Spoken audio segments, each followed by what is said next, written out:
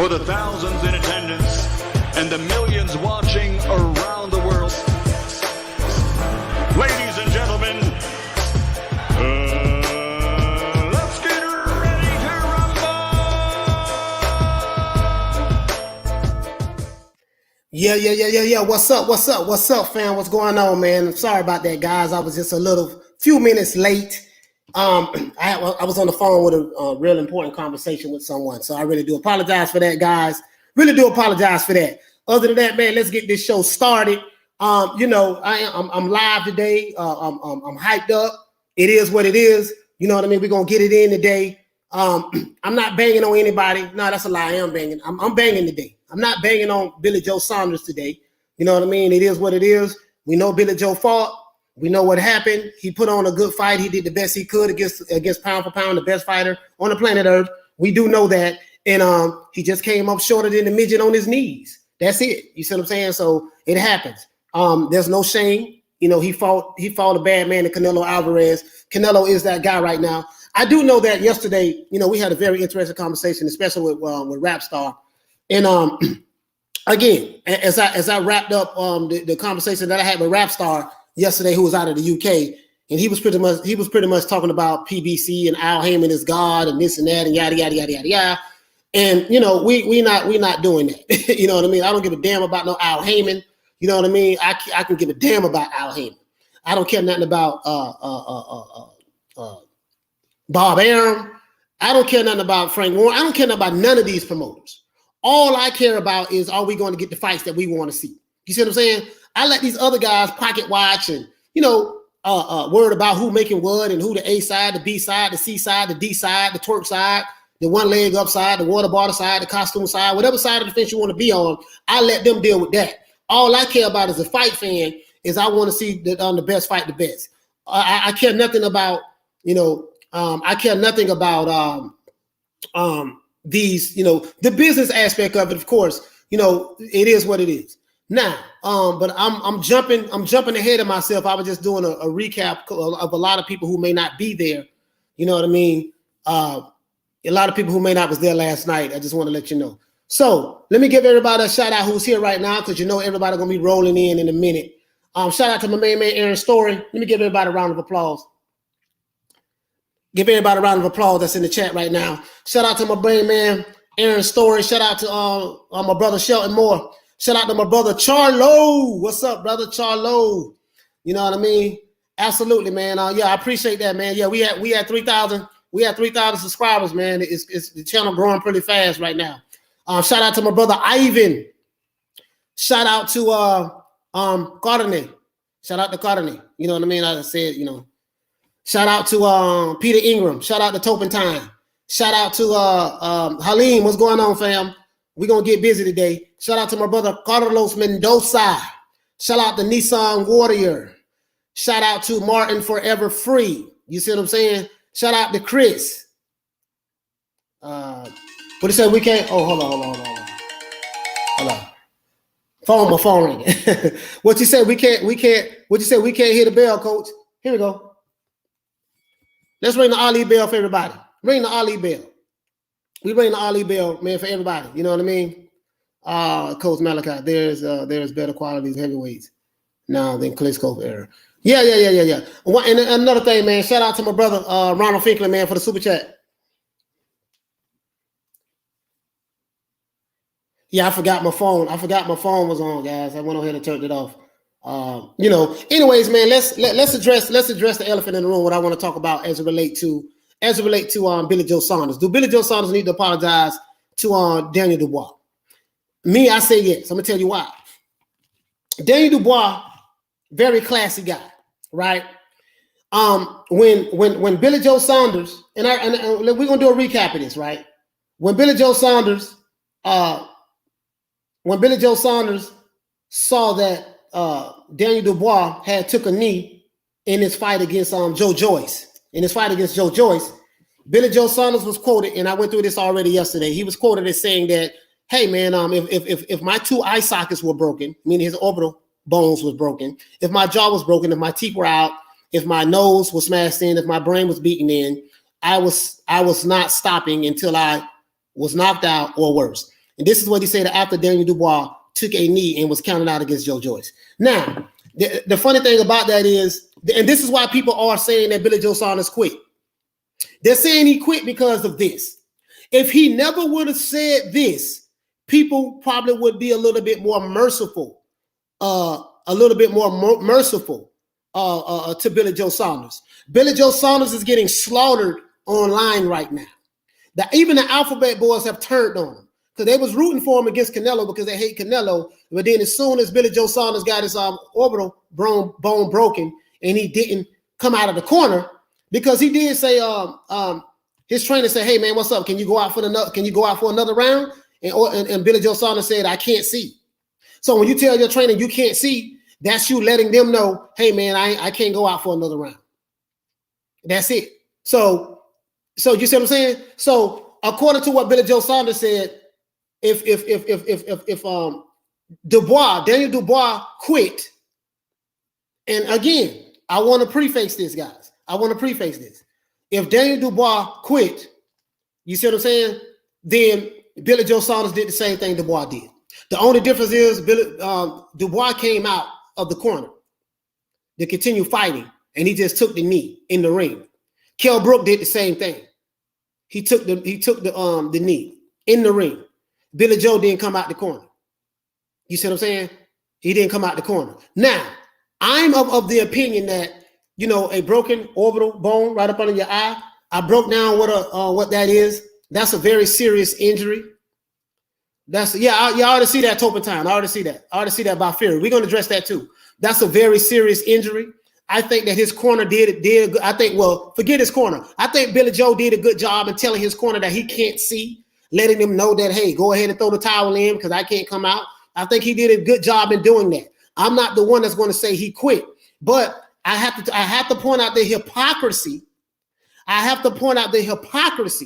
That Billy Joe can come out and pick at another fighter, make jokes about another fighter, saying that what you would do and what you wouldn't have done, and at that time you was never in that situation.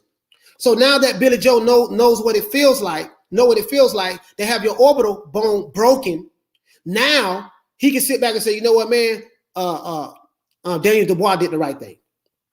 So I think that Billy Joe Saunders should apologize to him. I feel that way wholeheartedly. I feel that way. You see what I'm saying? Shane, you said, did Billy Joe quit or did his corner throw the towel in? It's the same damn thing. Because his corner asked him, he said, hey, can you come out for another round? This is what his trainer asked him. I listened to it today. He said, I can't see. So his corner waved it off. They waved it off based on the information that they received from Billy Joe Saunders. You see what I'm saying? So if we're going to use that narrative that Billy Joe Saunders said against Dubois right here, then guess what? He has to be held accountable for what he said himself. He quit. Whether I believe that or not is irrelevant. If Billy Joe Saunders can say, if this is my point, guys, and I'm not banging on Billy Joe Saunders. I don't want anybody saying that I'm banging on Billy Joe Saunders because I'm not. All I'm saying is this. If Billy Joe Saunders feel that Daniel Dubois quit, and Billy Joe Saunders said that if both of his orbital bones were broken, his two eye sockets, if his teeth were broken, if his jaw was broken, if his nose was smashed in, if his brain was beaten in, I was not stopping until I was knocked out or worse. Well, clearly, Billy Joe Saunders, you did the total opposite of that Saturday night when you fought Canelo Alvarez. You did the total opposite of what you said here.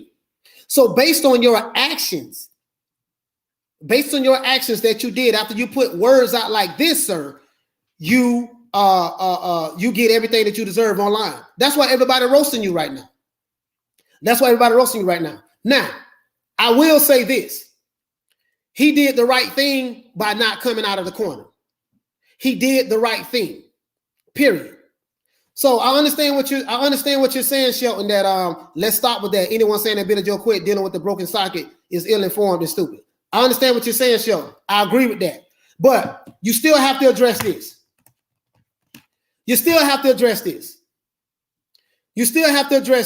Billy Joe Saunders. If my eye sockets were broken, if my jaw was broken, if my ribs were broken, no, he didn't say ribs. If my teeth were out, my nose was smashed in, my brain was beaten, I was not stopping until I was knocked out or worse. Now, the guy who you taking up for, Shelton, made mockery. He made mockery of Daniel Dubois when Daniel Dubois took a knee in the ring from suffering the same injury that Billy Joe Saunders suffered. So I'm addressing that. This is what he said. So he has to be held accountable for that. That's all I'm saying. You know, whether you want to believe he quit or not is irrelevant to me. All I'm saying is you said that you would never quit. You said that you would have to get knocked out if you was in that same situation or worse. But then when you was in that same situation, you did the total opposite of what you accused Daniel Dubois of doing. No one is addressing that. No one is addressing that. You see what I'm saying? We saying keep that same energy. That's all I'm saying. Now, do I feel like that Shelton Moore did the right thing? Yes. I mean, not Shelton Moore. Do I feel like Billy Joe did the right thing by not coming out of the corner? Yes, he did the right thing. So let me explain this again for all of those who don't understand what I'm saying. I'm saying Billy Joe Saunders did the right thing by not coming out of the corner. The only problem I have is if you're going to accuse Daniel Dubois of quitting because he took a knee from suffering a fractured orbital bone against the Joe Joyce fight. If you're going to accuse Billy Joe Saunders, if you are going to accuse Daniel Dubois of quitting when he suffered a broken orbital bone against Joe Joyce, and if you're going to make mockery of Joe Joyce, if you're going to laugh at Joe Joyce, if you are going to pick at Joe Joyce for taking a knee in a fight where he had his orbital bone broken, you have to take the whirlwind that's going to come back to you when you did the exact same thing that Daniel Dubois did. Can anybody who taken up for Billy Joe Saunders address that? Mr. Shelton Moore, let me see what you have to say. So Shelton said what he said prior to the injury doesn't matter. However, he should apologize to Dubois. That's all I'm saying. That's Shelton said it doesn't matter what he said prior to the I don't agree with that. I don't agree with that. Because we're going to keep that same energy for everybody. We're going to keep that same energy for everybody. That's all I'm saying. Am I picking at Billy Joe Saunders? No. Do I feel like he did the right thing? Yes, I feel like he did the right thing. I feel like he did the right thing. I feel like Billy Joe Saunders did the right thing by not coming out of that corner. I feel like Billy Joe Saunders did the right thing by not doing what he said that he would do if he was in that situation. I'm saying keep that same energy. That's all I'm saying. Keep that same energy. I'm not here to run interference with Billy Joe Saunders. I'm saying this is what Billy said out of his mouth. So what Shelton's saying is we just going to ignore what he said in the past. We ain't going to hold him to that. No, because if it was a PBC fighter, if we can hold Deontay Wilder's feet to the fire, why we can't hold Billy Joe Saunders' feet to the fire? I feel like Billy Joe should apologize to Joe. Billy Joe should say this, hey, man, Dubois, man, remember, man, when you had your eye socket broken, you know what I mean? I made mockery of you. I laughed at you. I told you that I would never take a knee. I told you that I would never take a knee. I told you that both of my eye sockets would have had to be broken. My jaw would have to be broken. My teeth would have to be out. And my nose would have to be smashed in. And if my brain was beaten in. Now, we know that's cap. We know that's cap. But that ain't the point. My thing is, if we can bang on Wilder for making all these excuses, why the hell Billy Joe Saunders get a pass? That's all I'm saying. Again, he did the right thing by not coming out the corner. He got his eye broke. He did the right thing. But at the flip side, it's slide tendency. Yeah, I saw that. On the flip side, he should apologize to the very same guy that he made mockery of. It's not the point. It's not the fact that Billy Joe Saunders didn't come out the corner.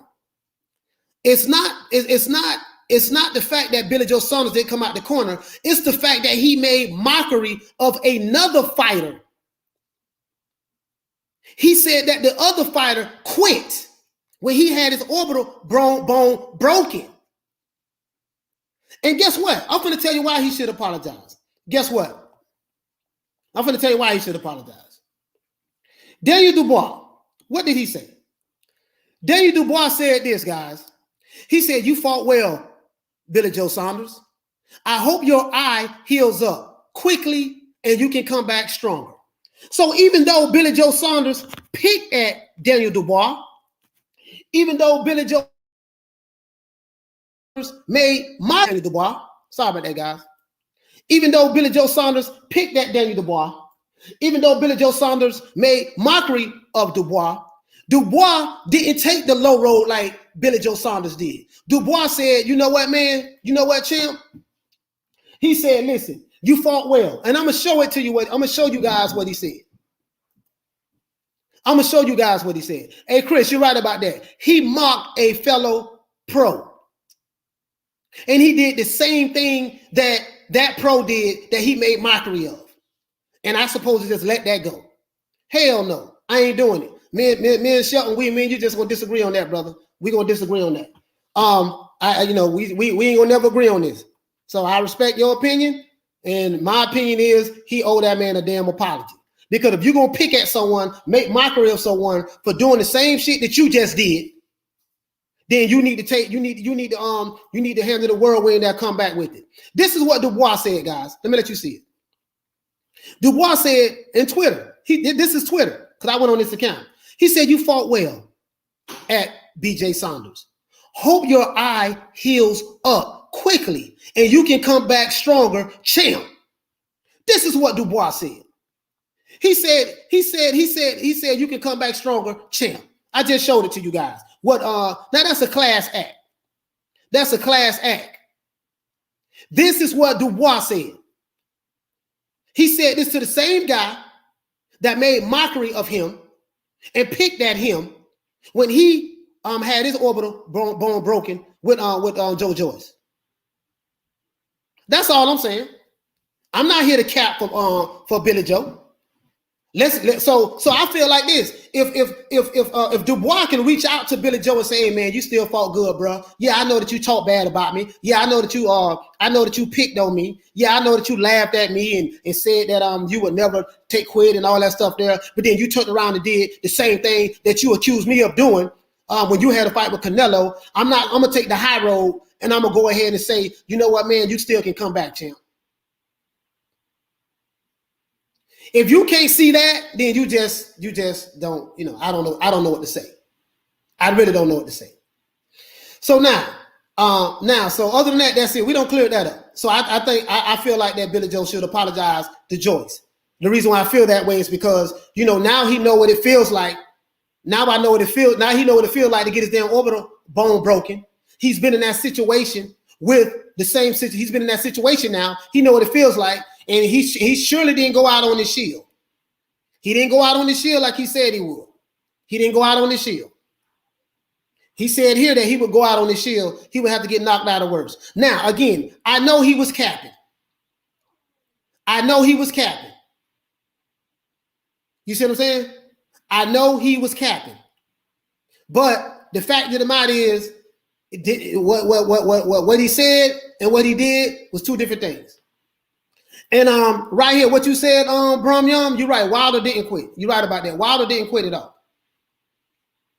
Wilder was taking punishment like crazy against Tyson Fury. Wilder did not quit. But Wilder's corner did the right thing by throwing the towel in. Wilder's corner did the right thing by throwing the towel in. But did Deontay Wilder quit in the ring? No, he didn't. He didn't take a knee.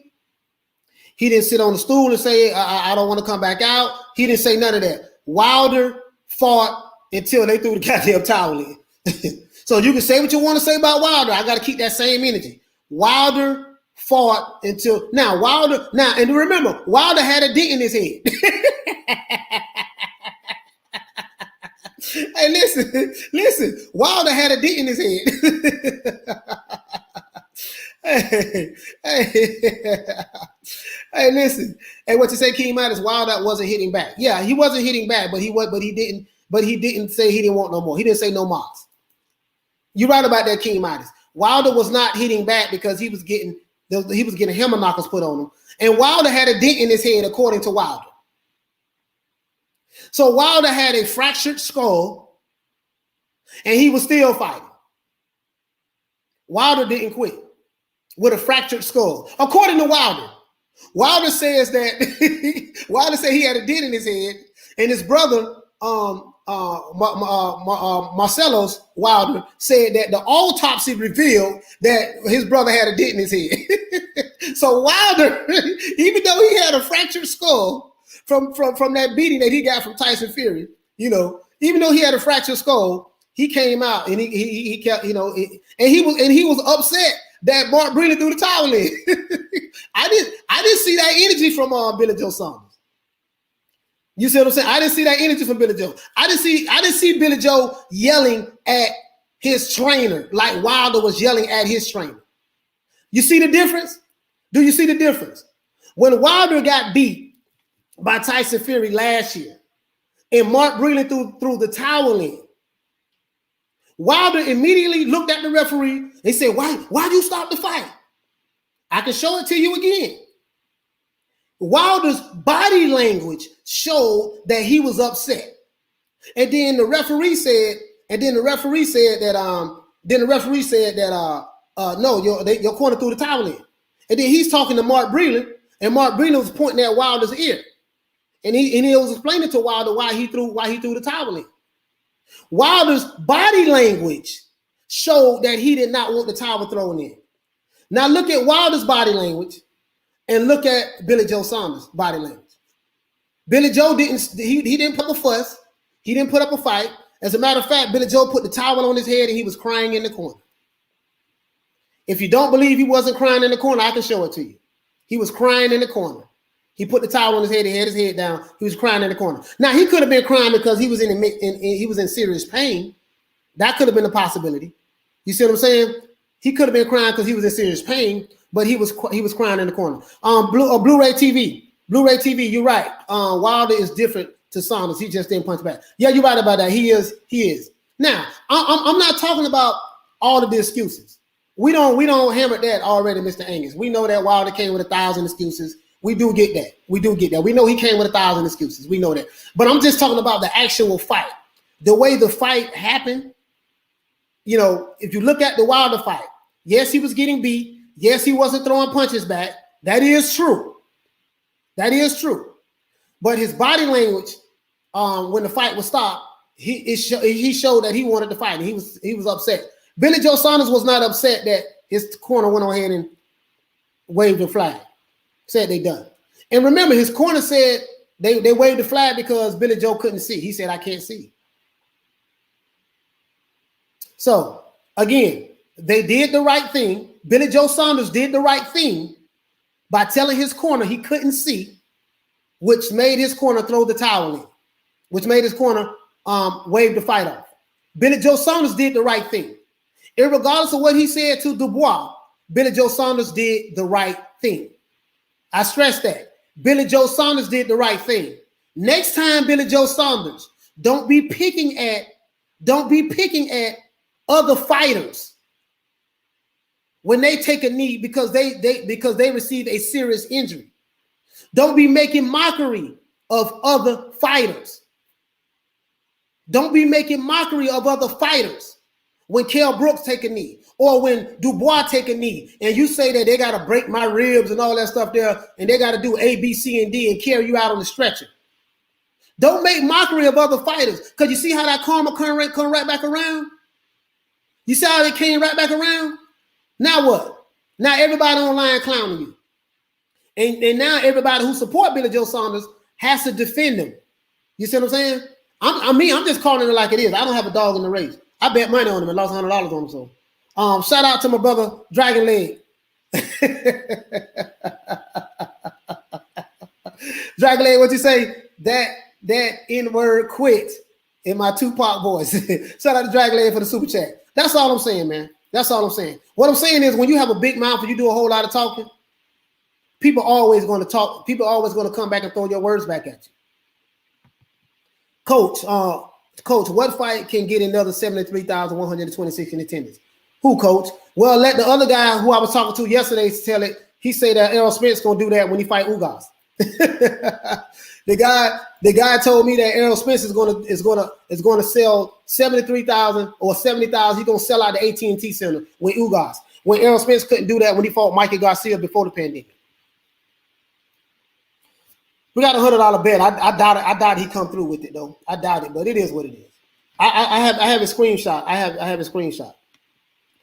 All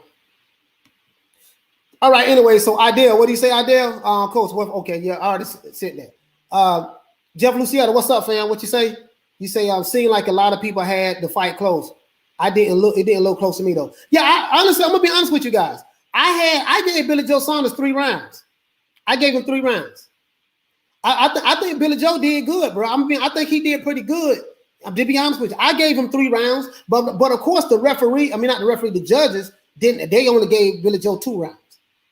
And it's like I was said before. It's like I said before, right? It's like I said before. Coach, only bet American. What you say, Ron Freakin? Only bet American? Nah, man.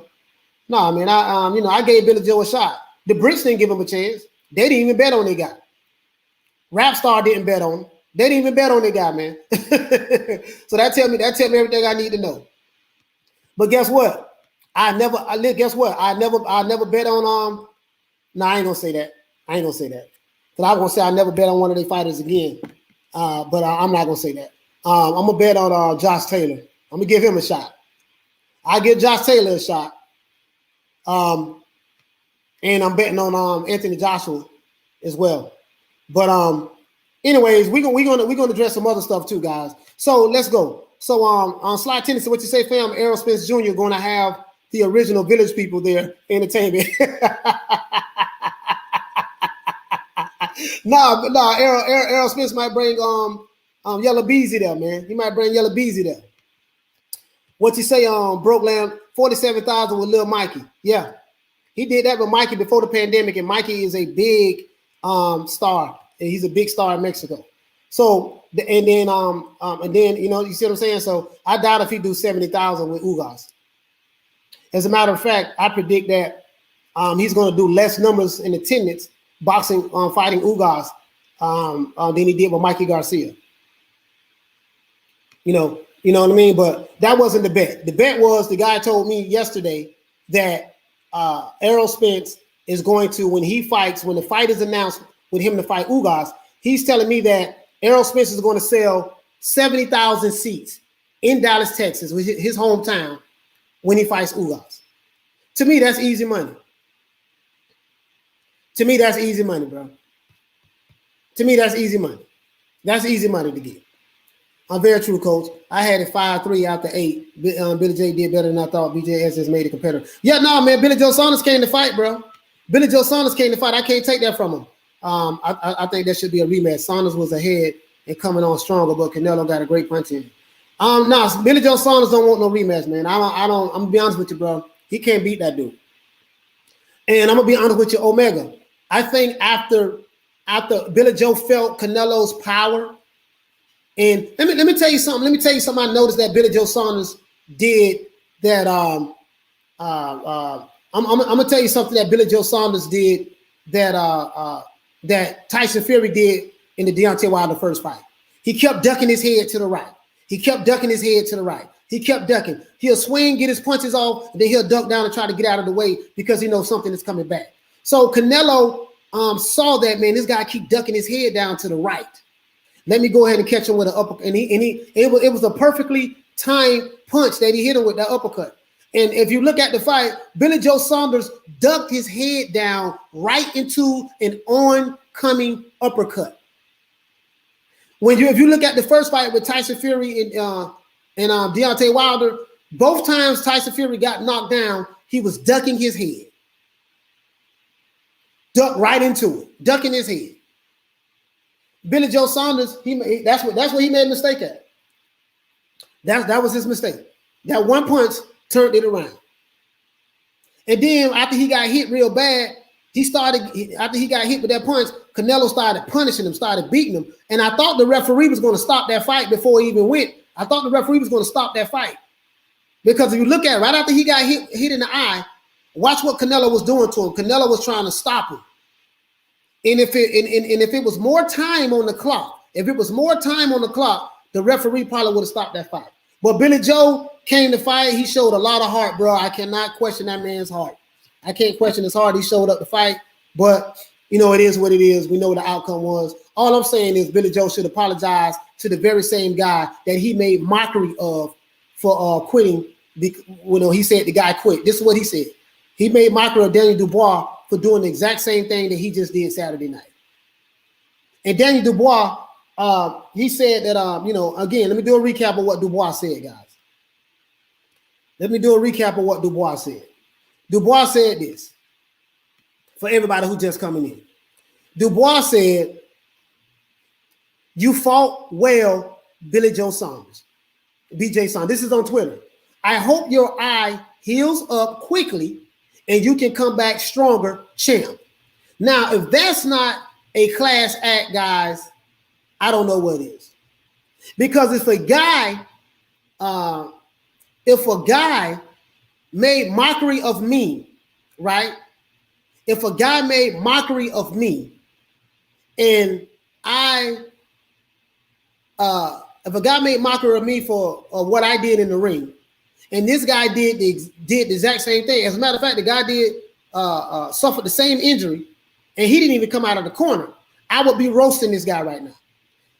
Joe Joyce is a classy guy. I mean, not Joe Joyce. Dubois is a classy guy. I don't have that kind of class. I'm telling y'all right now, I don't have that kind of class because I'm going to give you the same thing you gave me. Daniel Dubois is a nice guy. And I think because Daniel Dubois reached out to Billy Joe Saunders via Twitter and gave him words of encouragement after Billy Joe Saunders made mockery of him and said that he would never go out like that, and you would have to break his ribs and knock his teeth out and smash his nose in and do all kind of things to me, and they have to carry me out on the stretcher and stuff. Now, I think that he needs to come back and apologize to Dubois. I tell him that. I tell anybody that. I tell anybody that. You know, if Coach Aggie come on today, I tell Coach Aggie that the same thing. He need to apologize because he laughed at that dude and made mockery of that guy. He made mockery of that guy. And that's all I got to say about Billy Joe Saunders. Billy Joe, you did well. Hold your head up. It is what it is. Another one bites the dust. So now, let's go to Mr. Caleb Plant is supposed to be next up for Canelo Alvarez. I am of the mindset that Plant is not going to sign that contract to fight Canelo. Canelo Alvarez is in the prime of his life right now. The man load up on his punches. You know he's loading up on his punches, and there's nothing that you can do to stop it. That's the crazy part about it. Canelo fights the exact same way every fight. He does not change what he's doing depending on the fighter that he's fighting. He fights the exact same way. I'm coming forward. Watch out. Watch out. Here come the left hand. Bam. Watch out. Here come the right hand. Bam. I'm finna throw this hook to the liver. Bam. I'm finna throw this overhand right. Bam. I'm finna throw this uppercut. Bam. Canelo fights the exact same way. Caleb Plant is nothing but the American version of Billy Joe Saunders. I have seen 10 fights that Caleb Plant has had. He's fought more bums than a hobo. I am not high on Caleb Plant. If you are a Caleb Plant fan, this is not the channel for you. Caleb Plant is a PBC fighter.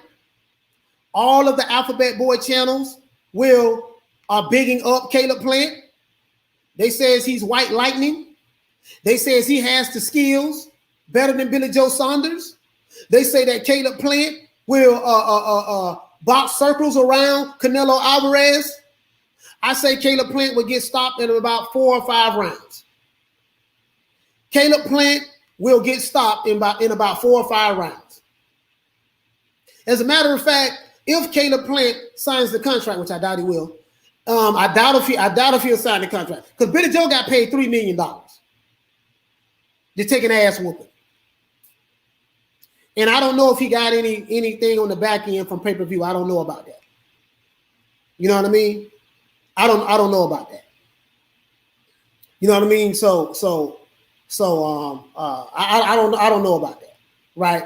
But I'll say this.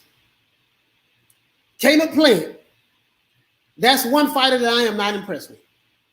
If you guys think that Andrade has not fought anybody, what you think about Caleb Plant? Who has Caleb Plant fought? He fought one guy. Let me look him up. He fought one guy. He fought one named guy. Now, I don't care about resumes, but I bring it up because a lot of people say, well, this guy ain't fought nobody. He ain't fought nobody. And yada, yada, yada, yada, yada. He needs somebody to fight. He ain't fought nobody. Okay, but Caleb Plant ain't fought no goddamn body. Caleb Plant ain't fought nobody. So let's look up Caleb Plant. Mr. Plant, Mr. White Lightning, Canelo Alvarez is kryptonite. That's what the Alphabet Boy channels are saying now. They're saying that Caleb Plant is the guy that's going to dethrone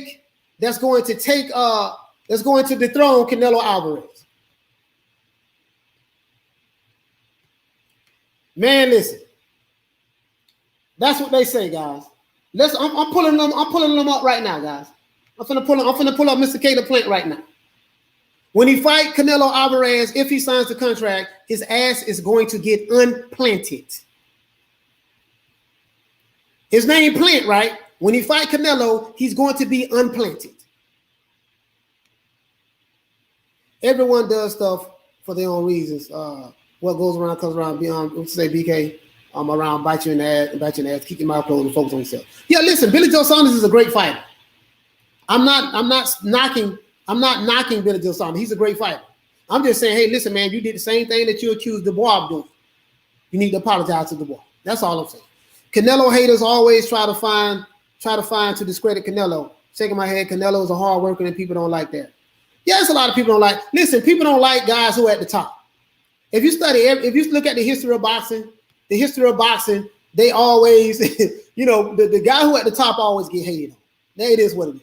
Canelo Alvarez is pound for pound the best fighter. I even got called to being a Canelo fanboy. I'm like, hey man, call me what you want to call me. It doesn't change anything. It doesn't change anything. The Canelo bad boy, I don't see nobody beating him right now. Not at 168, not at 160. I just don't see nobody beating him right now. 175, yeah. Maybe what's my guy 68? Benavidez. Maybe Benavidez, but we don't know until they fight each other. You know what I mean? Tolo, what do you say, brother? He said, you brave, coach. I gave Plant 6 rounds. Max yesterday.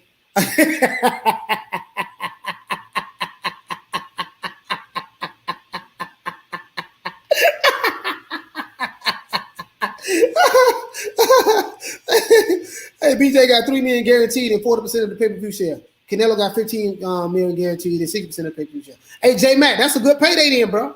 That's a good payday because he got $3 million guaranteed and 40% of the pay-per-view. So hopefully that fight did big numbers on pay-per-view because they have the Zone app as well. So so Billy Joe might can clear $8 million. I mean, of course I have to see what they sold on pay-per-view, but hey man, that ain't bad. That ain't bad. That's not bad at all. You see what I'm saying? So hey man, but I got Caleb Plant. Getting unplanted in about 4 or 5 rounds. He don't see 6 rounds with Canelo. He don't see 6 rounds. Alphabet boys are bigging up Plant until the contract is signed. Only then we'll call him a cherry pick like this. Hey man, make all these for Diallo Huggy, man. Hey Diallo Huggy, hey you right?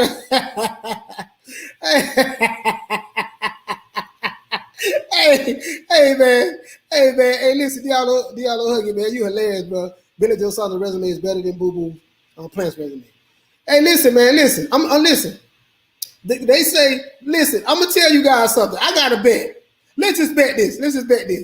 Now I could be 1,000% wrong, but I don't think so. Caleb Plant ain't signing that contract. He ain't signing that contract to fight Canelo. After what he saw what Canelo did to Billy Joe Saunders, he ain't fighting that contract. I mean, he ain't signing that contract. I honestly believe that. I don't care what amount of money Canelo offers him. Canelo can say, hey, look, SA, check this out. You know I'm going to beat your ass, right? I'm going to beat your ass. I'm going to stop you in about 4 or 5 rounds. But listen, I'm going to pay you about $4 or $5 million, and I give you 40% or 35% of the pay-per-view. Caleb Plant going to say, I want 10 million guaranteed. I want 15 million guaranteed, and I want 55% of the pay-per-view, or it ain't no fight. I'm trying to tell y'all, man. Bro, I'm trying to tell y'all what's going to happen, man. Listen. We not going to see no Caleb Plant fight Canelo.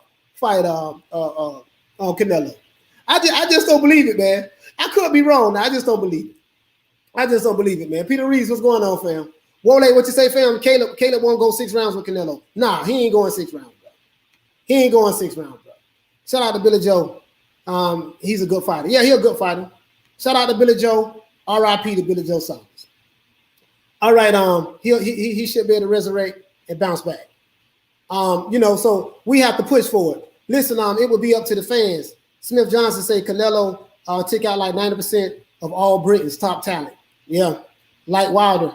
Let's see. Dragon Leg said. Shelton Moore say Plant has no chance. Nah, he don't. He ain't got a chance in hell. He ain't got a snowball chance in hell. I don't believe he gonna sign the contract. So, and all money ain't good money. Shelton said yesterday, man, for the money he'll sign it. All money ain't good money though. If money is your motivation, then yeah, he'll sign the fight if money is your motivation. But we're assuming that that's what he wants. Caleb Plant pulled out of fights before as well. I think he was negotiating with some fighter. I'm trying to think. I don't think Canelo turns down his biggest paycheck. I don't think Caleb turned down his biggest paycheck.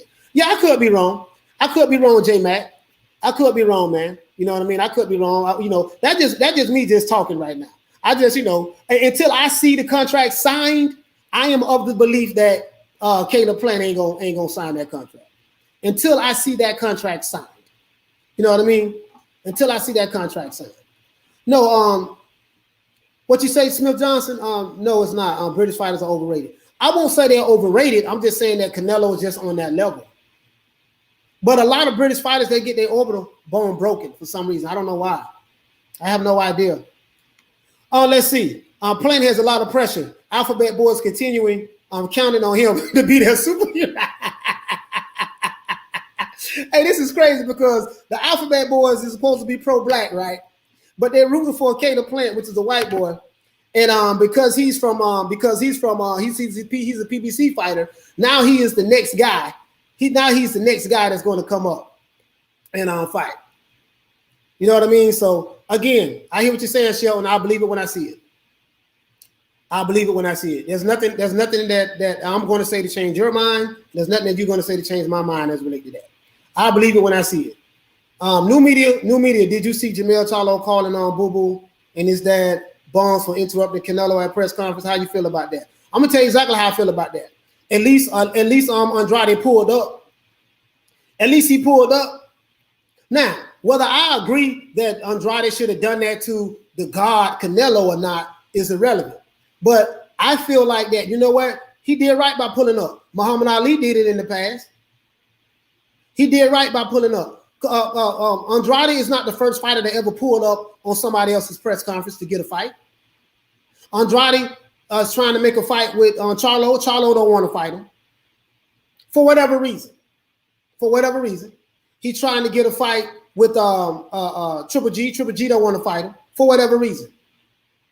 And I don't know about the other guy, the WBA middleweight champion, Murata. Murata is in that division too. The problem I have with Charlo is this.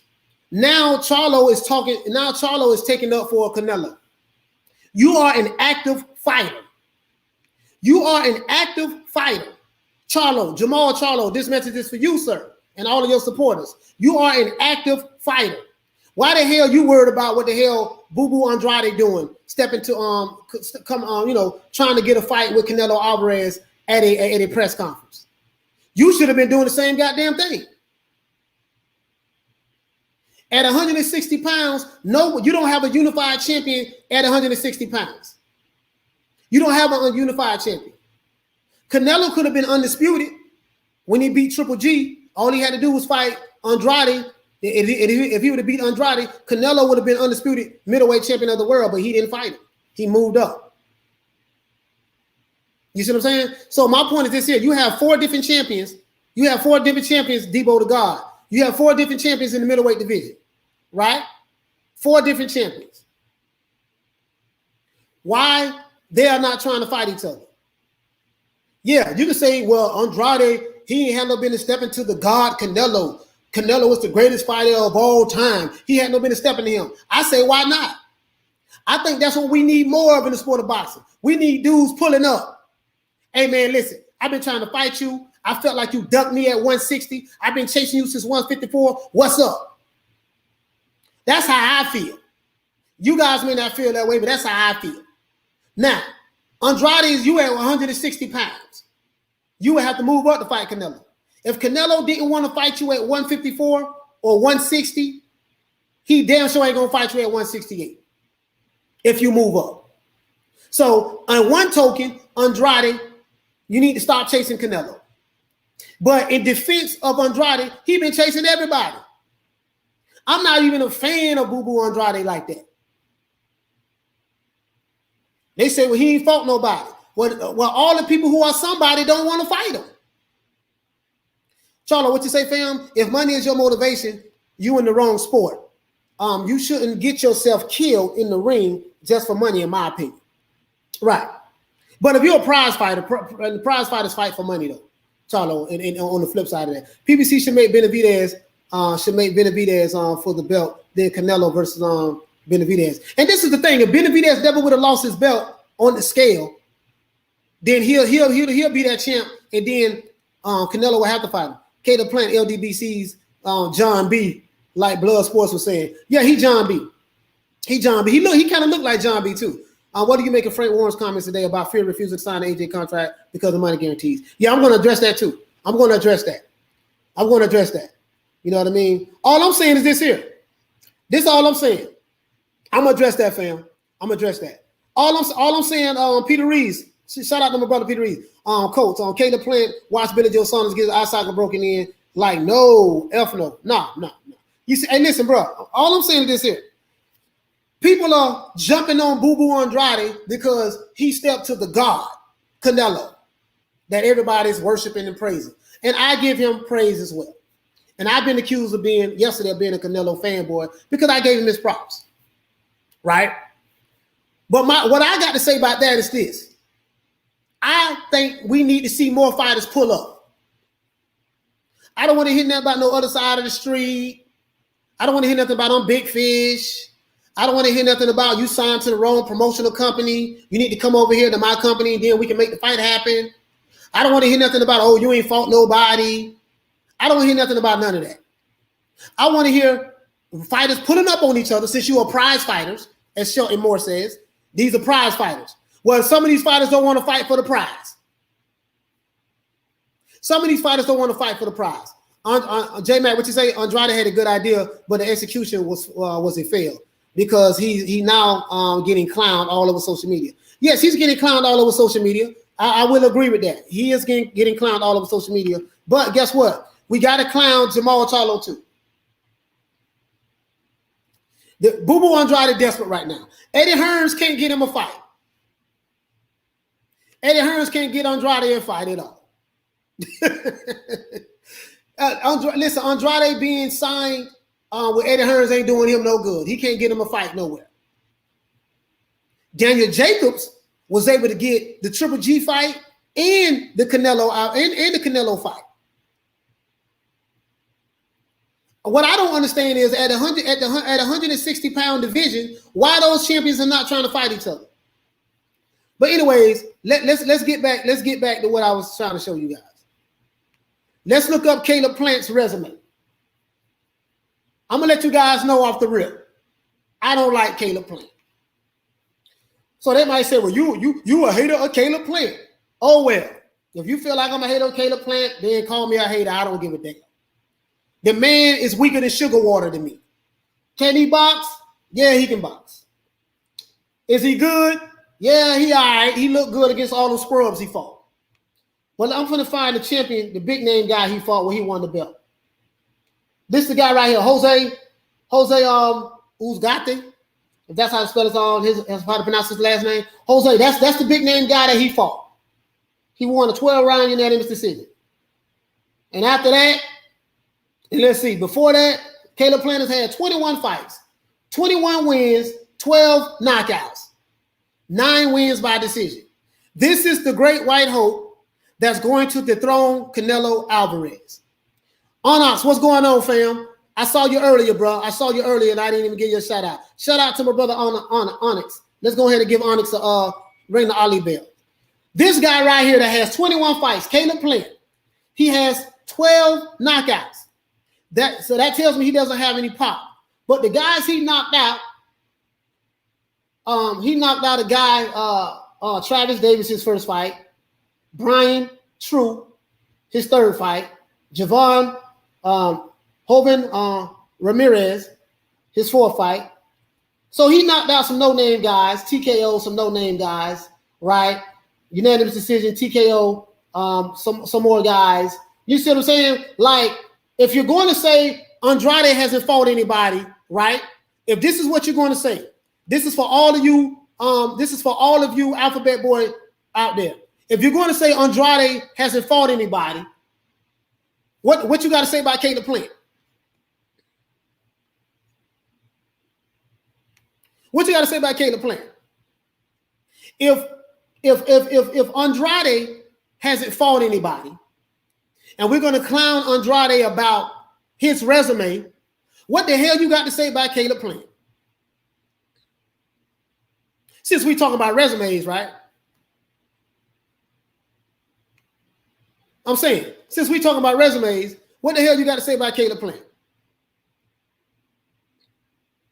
Like literally, we looking at this dude's resume. Let's look at it again. And the only reason I say resume is because a lot of guys make that argument when it comes to Canelo. Oh, Canelo ain't got no business fighting Jamal Charlo. He ain't fought nobody. Oh, Canelo ain't got no business fighting no Boo-Boo Andrade. He ain't did nothing.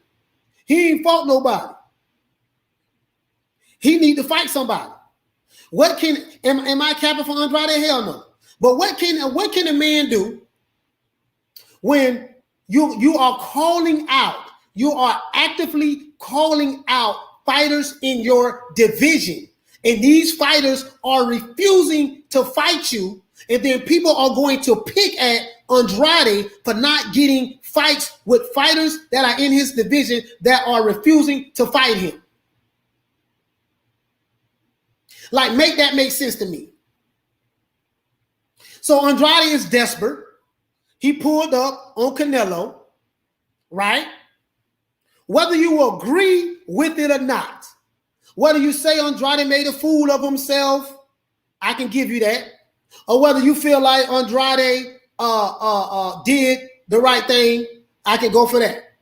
You see what I'm saying? But all I'm saying is this here. If you're going to say Boo-Boo Andrade has not fought anybody, what the hell do you got to say about Caleb Plant? And if you're going to say, Liam, if you're going to say Andrade is a joke, what the hell is Caleb Plant then? If Andrade is a joke, Caleb Plant is the joker. This man is garbage. This man is trash. All of the other channels are bigging up Caleb Plant. I'm the channel that's tearing them down. This man trash. Caleb Plant, your ass is garbage. I don't care what nobody says. I don't care what nobody says. Sure, and Moore would disagree with me on that. That's his opinion, but I don't care what nobody says. This dude here, he fought one guy, Jose Uzcategui. He fought Jose Uzcategui. That's who he won the IBF super middleweight title against. Jose Uzcategui. That's who he fought to get the belt. After that, he fought Mike Lee. I don't know who the hell Mike Lee is. He fought Vincent. I know who Vincent is, and he fought Caleb Truax. I know who Caleb Truax is. I know who Caleb Truax is.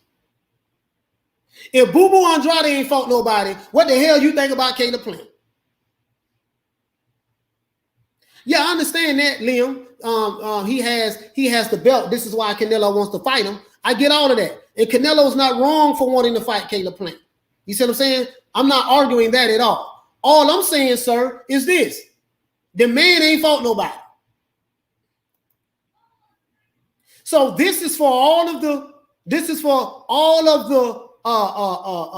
pro Alphabet Boy channels who bigging Caleb Plant up now. Now Caleb Plant is Rocky Marciano, and he's the one that got the skills to beat Canelo Alvarez. Man, Caleb Plant gonna get his ass unplanted in 4 rounds. He's a fake ass Billy Joe Saunders. That's what Caleb Plant is. Caleb Plant he's the American version of Billy Joe Saunders, but I can't even say that because I think Caleb Plant would do worse against Canelo than Billy Joe Saunders did. He gonna get his ass unplanted. The Alphabet Boys is hyping him up. Caleb Plant on the phone right now calling the Alphabet Boys. He on the phone right now calling the Alphabet Boys. Hey man, look, dog, look, y'all stop bigging me up. Stop bigging me up, man. Dog, y'all gotta stop bigging me up. Y'all putting a lot of pressure on me. Stop bigging me up. Y'all putting too much pressure on me. This is what Caleb Plant saying right now. He's telling the Alphabet Boys, y'all stop hyping me up because it's going to put a lot of pressure on me to have to sign this contract to fight Canelo Alvarez. You see what I'm saying? You see what I'm saying? This is what he's going to say. Now, Canelo should fight Caleb Plant because Caleb Plant got the belt. I just don't think, I just think Al Heyman ain't going to, I'm going to be honest with you guys. I honestly believe that Al Heyman is, Al Heyman like, damn, we done lost another belt. And listen, this is what you guys got to look at too. What you say, Mad Dog? You say Al Heyman will protect that belt until Canelo agrees to a multi-fight deal. Canelo is his own boss. He do what the hell he want to do. Al Heyman don't run shit when it comes to Canelo. Al Heyman run the PBC fighters because all of them are on the contract with him. But when it comes to Canelo Alvarez, Al Heyman don't run nothing with Canelo. What you say, Diallo Huggy, you can't use that Plant has the belt because Andrade had a 160-pound belt while Canelo was there and they didn't fight. You're right about that. Canelo had a chance to be the undisputed middleweight champion of the world after he beat Triple G. He only needed to fight one fighter. That was Boo Boo Andrade. Canelo refused to fight him, and he moved up and left the division. This is the truth. Now, why he did it, I don't know. I'm not saying that Canelo did it because he was scared. All I'm saying is the facts. Canelo had 3 belts at the middleweight division. He had an opportunity to fight Boo Boo Andrade to become undisputed. Boo Boo Andrade was calling Canelo out and said he wanted to fight him for undisputed. Canelo didn't want to fight him, and he moved up. This is what happened. He didn't want to fight him. Now, I'm not saying that Canelo was afraid of Andrade. It is my opinion that Canelo would beat Andrade, right? I'm not saying that. But I'm just saying that, hey, he had opportunity to become undisputed at 160. He didn't want to become undisputed at 160. He didn't fight Andrade, and he left the division. So that's all I'm saying. That's all I'm saying, fam. That's all I'm saying. Now, as it relates to Mr. Caleb Plant, I don't like Caleb Plant, guys. I'm just letting you know. I don't like him. He's a fake ass John B, just like my brother Blood Boxing say. He's a fake ass John B. All of the Alphabet Boy channels like him because he's a PBC fighter. I don't like Caleb Plant at all. Can he box? Yes. They call him sweet hands. Does he have sweet hands? Yes, when he's fighting bums.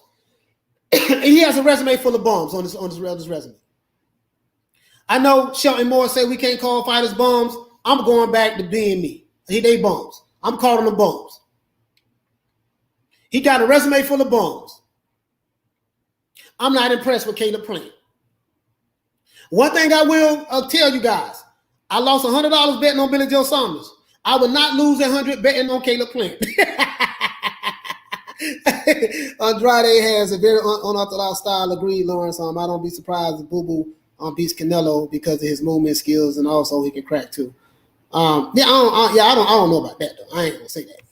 I don't know about that. But for whatever reason, Canelo didn't fight him. So, anyways, hold on. Bleeds. What do you say, King? What do you say, King? Bleeds King. What do you say? You gave my follow. You're not being biased like the other page on the way they talking down on Andrade. Yeah, no, I'm not here to talk down on Andrade. You know what I mean? Now, I'm not. Again, whether you agree that Andrade coming to Canelo Alvarez's press conference was the right thing to do or the wrong thing to do, whether you agree with that or not, I'm not making that argument.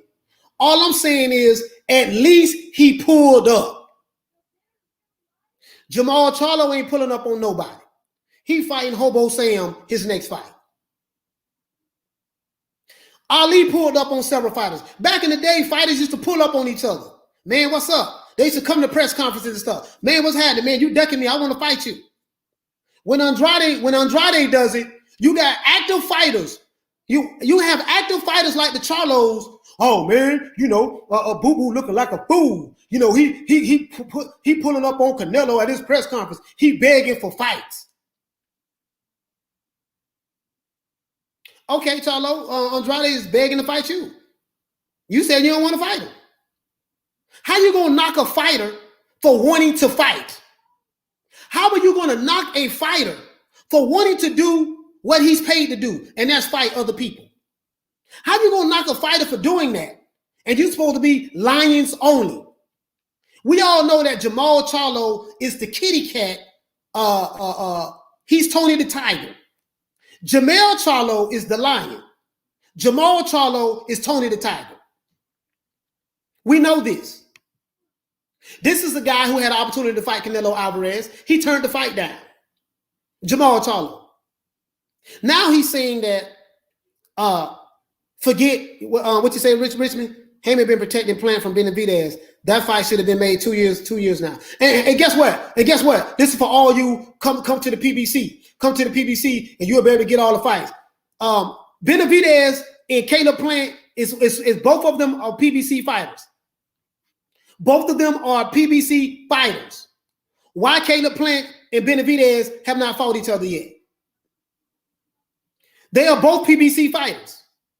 Caleb Plant was in negotiations to fight Benavidez, I think 1 or 2 times, and the negotiations broke down, he pulled out or whatever.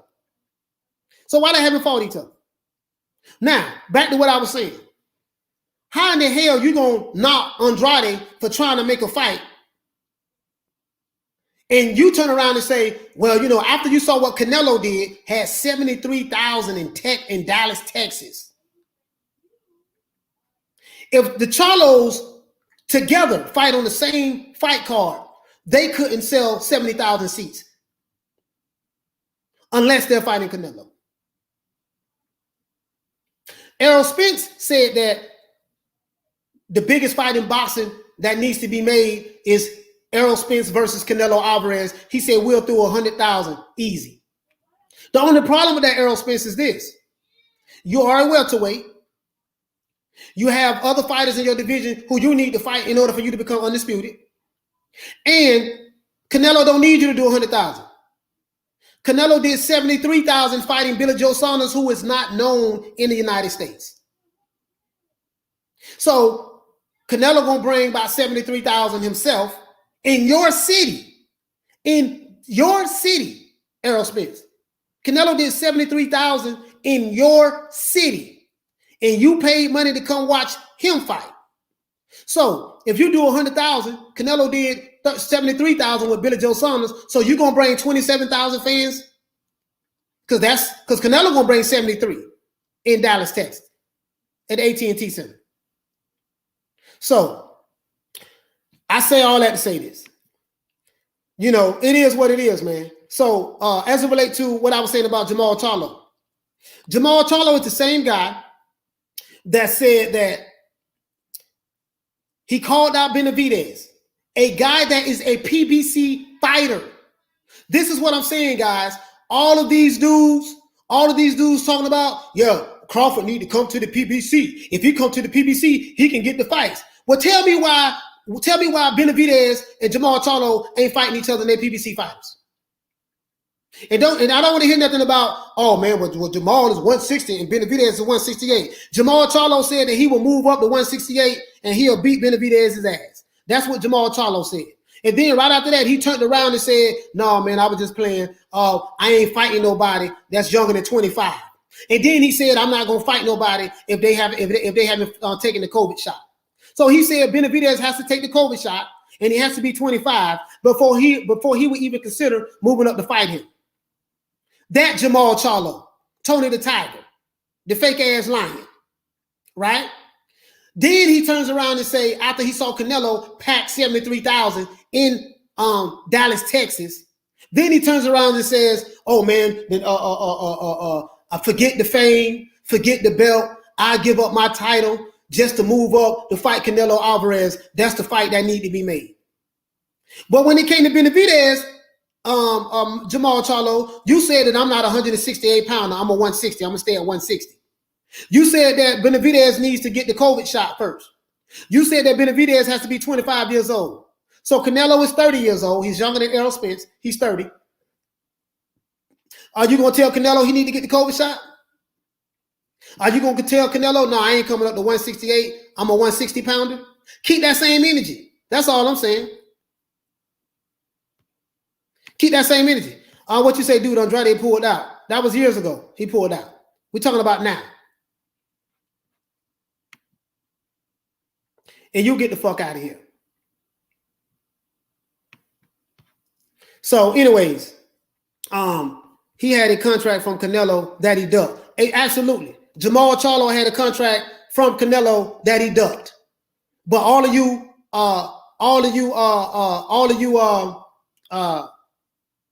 pro PBC fight fans or PBC fight fans, y'all don't never bring that up. Y'all say Canelo ducked Charlo, but Charlo had opportunity to fight Canelo and he didn't want to fight him. He turned the contract down. Notice how you never mention that.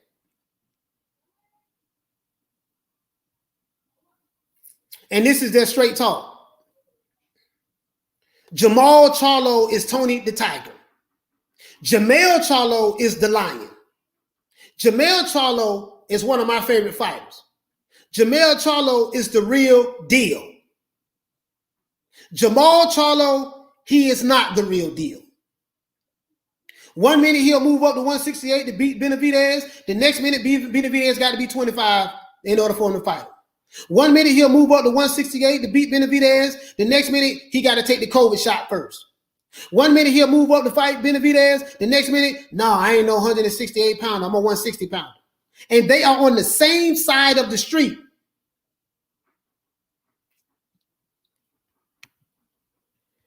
You see what I'm saying? They're on the same side of the street, fam.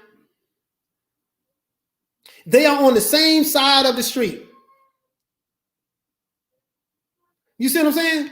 So if you go to the PBC, there ain't no guarantee you're going to get fights. You got PBC fighters that can't get fights with each other. I.e. Gary Russell. Gary Russell fight once every 2 years. They got 1 million PBC fighters over there that Gary Russell been calling out. He can't get a fight over there. Only a select few fighters with the PBC that can get fights. Triple X, what you say? Jamal going to make Benavidez take both shots.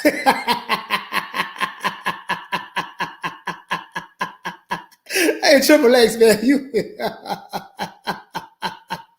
Hey, shout out to my brother Philly Fly, man, and Toby Time, man, and shout out to everybody in the chat. Let's ring the Ali bell, man.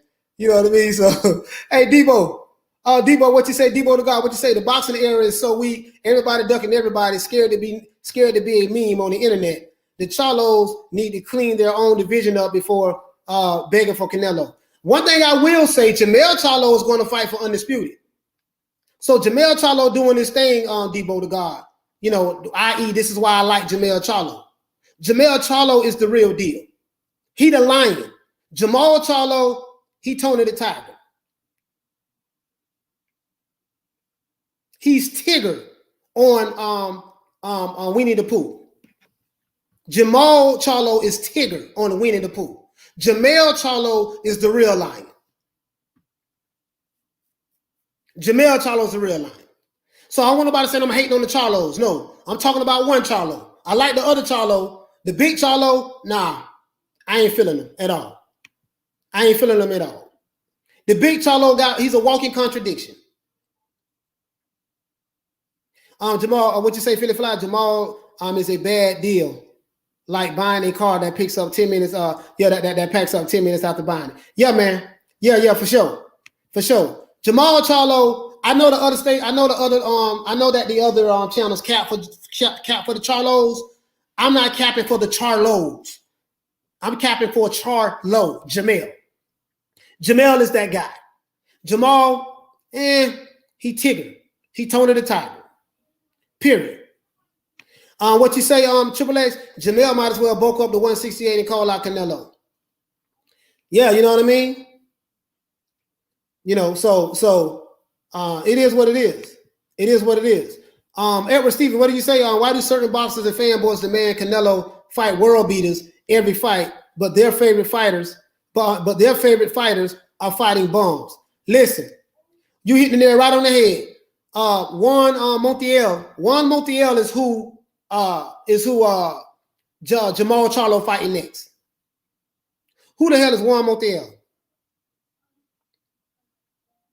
Now, there might be some fight fans out there that know who he is, and they may say, oh, you don't know who that is? Hell no, I don't know who he is. I don't claim to know everything in boxing. I don't know who the man is. But if you are a lion, lions are supposed to be fighting lions. You have Jamal Charlo, sir. You have three other champions in your division. You have Murata, is the WBA middleweight champion. You have Andrade, which is the WBO middleweight champion. You have Triple G, who is the IBF middleweight champion. And Jamal Charlo, you are the WBC middleweight champion. Why are you not trying to unify the division? Why are you not trying to be undisputed? Canelo Alvarez is fighting to become the undisputed super middleweight champion of the world. Why are you not doing the same, sir? Why are you dissing Boo Boo Andrade for stepping to Canelo, but you don't hold yourself to that same standard? You should dish yourself. You should dish yourself. You see what I'm saying? Now, let me address Frank Warren. Let me address Frank Warren, guys, because I know you guys want to talk about that. Let me address Mr. Frank Warren. And what you say, Triple X, Blue Blood is going to be saying Jamal opponents Hall of Famer. Oh man. Hey, Mad Dog, what you say, fam? You said Montiel is the guy who Mungui KO'd in 2 rounds. Bro, I didn't even know that. Thank you for educating me, Mad Dog H. I didn't even know that, fam. So you trying to tell me, so basically, let me ask you a question, Mad Dog. Are you trying to tell me Charlo is fighting the bum? How are you a lion and you lying? Explain that to me, Mr. Jamal Charlo. Explain that to me, Alphabet Boy Channels. How is Jamal Charlo a lion when he's lying? Play on words. Smith and West, what's up? Shout out to my brother Smith and West, man. Let me bring the Ali Bell from my brother Smith and West. Smith and West say, you know the funny thing about all of this though, Big Charlo got the title because Canelo became franchise champion. He's an email champion. Yeah, absolutely. Absolutely. He didn't have to fight nobody for it.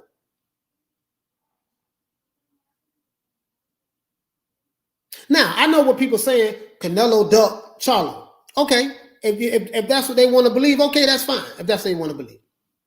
You see what I'm saying? But let me move on to Mr. Frank Warren. Smith and West. We're going to talk about Frank Warren for a minute. I saw the interview, guys. I have it right here on my phone. I saw the interview that Frank Warren did, guys, Matt, what you say? Charlo is fighting Munguia's leftovers first, Hogan, and now Montiel. Man, listen, man, Jamal Charlo, man, bruh, I'm highly disappointed in that dude, man. I'm highly disappointed in that dude. He don't have half the heart that Jamel Charlo has. So, Philly Fly, let's go ahead and talk. Let's go ahead and talk about Mr. Frank Warren. I want to pull this up, guys. For all you guys who haven't heard the interview, Frank Warren did an interview, guys. And wait. I got it right here. Guys. Frank Warren did an interview, guys, talking about Mr. Tyson Fury, the Gypsy. Now, I haven't heard anything from Tyson Fury, but we're going to talk about what Frank Warren said. There might be an announcement about an even bigger fight to come this year, hopefully, between... This is what you got to see it. This is the video I'm looking at. Frank Warren is doing an interview, guys, with Seconds Out. I thought it was see my ring light shining off the thing. I thought it was IFL TV, but it's Seconds Out. Let me go ahead and like this video right quick. Let you guys hear this. Joshua. There were rumors that Eddie Hearn was potentially going to make an announcement about that fight at the show in Texas. It didn't happen. This is your opportunity now to get ahead of the game. Well, I'm not even trying to get ahead. I mean, I've hardly made any statements. The only time that I've ever responded to this, Dan, is when I've been asked a question. And every time I get asked a question, I say what the reality is. I'm then accused of being negative and I don't want the fight and, all the nonsense that goes there, which I find pretty stupid, really. What is there to say until a contract's signed? And you can only sign a contract when all the parties agree on it.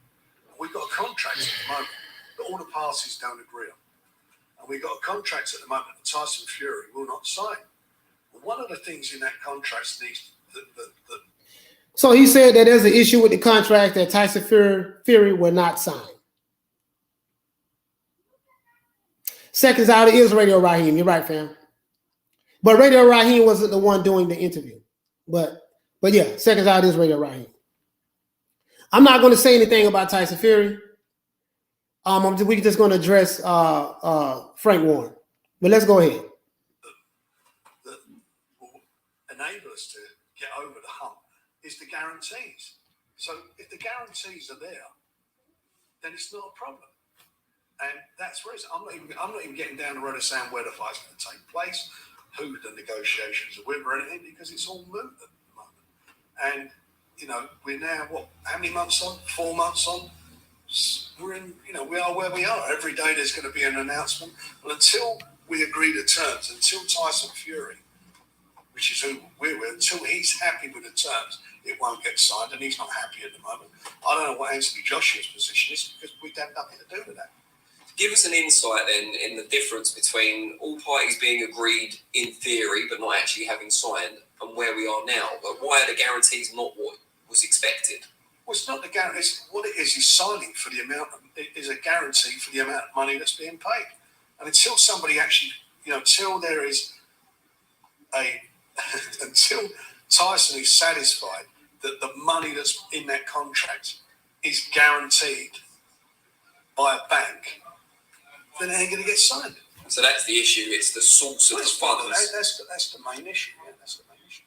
So this is what I don't understand. Frank Warren is saying that until Tyson Fury finds out that the money that's going to be signed by a bank, backed up by a bank or whatever the case may be, that's when he is going to sign the contract. Man, you know what? This is a dead horse. Tyson Fury, him and AJ gonna fight. They're gonna fight for undisputed. It's going to happen. They're gonna make the announcement, coach. They're gonna make the announcement on the Canelo Alvarez and Joe Saunders fight. They're gonna make the announcement. This is what people was telling me. You know what my response was? Man, I don't believe that. I believe it when I see it. I'm not going to say the name of the people who said this, but I'm going to say I said I believe it when I see it. As we know, there was no announcement made of Tyson Fury and Anthony Joshua fighting each other for undisputed. Tyson Fury has been out of the ring for 15 months. He hasn't fought since February of last year. Anthony Joshua fought December of last year. So Anthony Joshua hasn't had a fight in 5 months. Tyson Fury hasn't had a fight in 15 months. Now Frank Warren is saying that Tyson Fury is not happy with the contract. 1 minute Tyson Fury did a video saying he was happy. He got all of the offers and stuff like that. And Frank Warren has, well, now I will say this, guys. I will say this. Frank Warren has been consistent. He has consistently been saying that there's no fight. This fight is not going to happen. Irregardless of what you say about fish eyes, Frank Warren has been consistent at saying this fight is not going to happen. Now, whether it happens or not, I don't know. Now, I think Frank Warren is saying that this fight is not going to happen next. It's not going to happen next. But Frank Warren has been consistent at saying it's not going to happen. John Fury has been consistent at saying the fight is not going to happen. Bob Arum has been consistent at saying the fight is not going to happen. Tyson Fury has been consistent at saying he don't care who he fights next. He has 2 fights left. The fight is not going to happen, right? These are 4 people that's been consistent at saying the fight is not going to happen. Eddie Hearn is one guy, and he's the only guy that's been consistent at saying the fight is going to happen. So you have 4 against 1. Tyson Fury says, I don't think the fight is going to happen next. Frank Warren is saying that this fight is not going to happen. Bob Arum is saying that this fight is not going to happen. And John Fury has said that the fight is not going to happen. 4 guys have been consistent at saying this. Even though I've been hearing from people that now you can't listen to John Fury, you can't listen to Frank Warren, oh, Bob Arum is full of ish, Eddie Hearn going to deliver, he's going to come through. This is what I've been hearing. And I've been hearing, oh, Tyson Fury is just playing head games. This is what I've been hearing. But guess what, guys? We are now in May 10th, 2021. Guess what? According to Frank Warren, ain't no contract been signed on Tyson Fury's behalf. He said Tyson Fury ain't signing the contract. And we saw Tyson Fury right here in my city in Miami partying with Adrian Broner. Now, I don't know what Tyson Fury was drinking.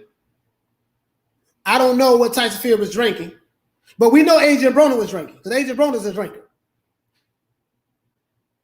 Tyson Fury left Dallas and went to Miami. Billy Joe Saunders went to the hospital to have surgery.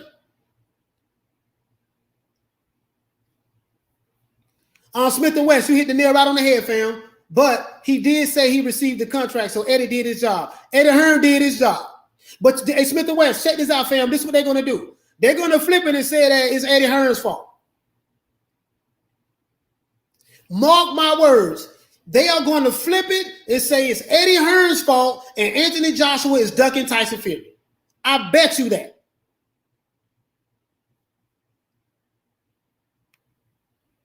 Listen, do anybody believe what I'm saying? Charlo, what you say, fam? You're right, Coach. Warren is very negative but consistent. Yeah, he is. Topa Time, what you say, fam? Now I support Wilder for a 3rd fight with a huge comeback. Yeah, absolutely. I believe that's because Fury never wanted it, and yes, he's partnering with Adrian Broner in Miami. Yeah, he's in Miami with Adrian Broner. So this is what they're going to say. Smith and West, check this out, fam. After all the quotes from Wilder and Fury that AJ is dodging, it looks like it's the total opposite. Wilder and Fury been making money off of Joshua's back. Remember the video that I shot? Guys? Saying that Anthony Joshua should just walk away and fight Alexander Usyk because Wilder clout chased his name, and now I feel like Tyson Fury is clout chasing his name. This right here, what Frank Warren is saying, is making me look like Nostradamus. But let's keep going. And hopefully that will get addressed. I've not spoken about. I'm the first time been spoken about. That's the crux of the matter. That's probably like 85% of what it's all about. But was that completely unexpected? The fact that it wasn't guaranteed. I thought so, but we'll see. I mean, we're still talking. I think the lawyers are going to talk against that. Our lawyers and everybody else's lawyers are going to talk. At least someone's making money. It's a story like that, isn't it? The lawyers will speak, but afterwards they will, hopefully they'll come away with some accommodations to give everybody the comfort level they need. How long do you think Tyson has in terms of his patience before moving on? A couple of days. Really? Because he's going to want it, because we're going to get to the stage where he'll want to fight. And I know Bob Arum in the States is talking about, if he wants to fight in the States, that'll have to be in July, so this will have to be settled very, very quickly. Can you guys hear this? So all this talk of August 14th, Saudi Arabia, that's wildly premature. No, it's not. All these things can happen, providing that Tyson Fury is happy with the terms and happy with and his comfort. The comfort that we requires is there. If it's there, then it's a no-brainer. It's not long after the Olympics, though. It's something we talked about before. It would enable McCracken to be in Well, they would talk. All right, that's enough. They ain't talking about nothing after that. So basically, the crest of it is Frank, make a long story short, Tyson Fury is not happy with the contract that Eddie Hearn delivered. He's saying there's a problem with the money. He's saying that the money is not guaranteed. He's saying this, he's saying that, he's saying that, he's saying this. Frank Warren has been consistent for about 4 or 5 months now, saying that this fight is not going to happen. He's been consistent at saying this. Bob Arum has been consistent at saying this fight is not going to happen. John Fury has been consistent at saying this fight is not going to happen. Tyson Fury has been consistent at saying this fight is not going to happen. So we have 4 people saying that this fight is not going to happen with Anthony Joshua. I promise you this. When the smoke clears, everybody, not everybody, when the smoke clears, the narrative will be Anthony Joshua doesn't want it. Anthony Joshua is afraid. Anthony Joshua is ducking Tyson Fury. This is going to be the narrative. Even though you're hearing it with your own ears that Frank Warren is saying that Tyson Fury is not signing the contract. Tyson Fury is unhappy with the contract. Tyson Fury is this. Tyson Fury is that, right? They have been consistent. Shout out to my sister, Lisa Bells. Shout out to Lisa Bells. As a matter of fact, let me go ahead and drop a link in here. Anybody want to come in? Yeah, shout out to Lisa Bells. Anyways, they have been consistent at saying they do not want this fight. No, they have been consistent at saying the fight is not going to happen. It's not going to happen. Smith and West, Philly Fly, King Midas, Sister Lisa Bells, Charlo. I promise you this. When the smoke clears, they are going to say that Anthony Joshua ducked Tyson Fury and that he didn't want the fight. Even though you're clearly hearing that one side has been saying the fight ain't going to happen. Bob Arum, the fight is not going to happen. Tyson Fury, the fight ain't going to happen, mate. You know what I mean? John Fury, the fight ain't going to happen. It's too soon. Frank Warren, the fight is not going to happen. That's what they're going to say. This is what all the Tyson Fury fans are going to say. I promise you that. All of them are going to say they're going to flip it and throw it on Eddie Hearn and Anthony Joshua. Even though they know for a fact and are hearing with their own ears what Frank Warren has been saying, what Tyson Fury has been saying, what John Fury has been saying, what Bob Arum has been saying. They are going to say that Anthony Joshua, Eddie Hearn lied. Anthony Joshua is scared he's ducking Tyson Fury. When the guy just said on here that Tyson Fury ain't signing no damn contract. Fury can't do no wrong. It's Anthony Joshua. This is what I mean by narratives. This is why I started this channel. This is why I call myself the LDBC killer, because my job is to kill these false narratives.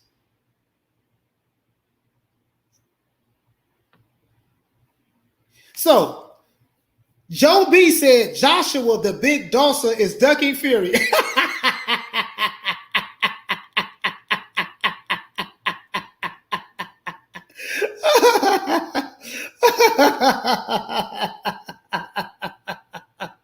don't know if you're joking or you're serious, but that's funny though. Aram and Fury have been lying to her. They don't want the fight. They can do nothing until the arbitration is settled. Once again, using Joshua's name to stay relevant. Fight Fan 30, you might be spot on with that. That's called clout chasing. Once again, using Joshua's name to stay relevant. When you use somebody else's name to stay relevant, that is called clout chasing in the United States. That's what we call clout chasing, i.e. the video that I shot saying that. Anthony Joshua, you need to stop. As a matter of fact, let me pull that video up. I'm going to drop the link.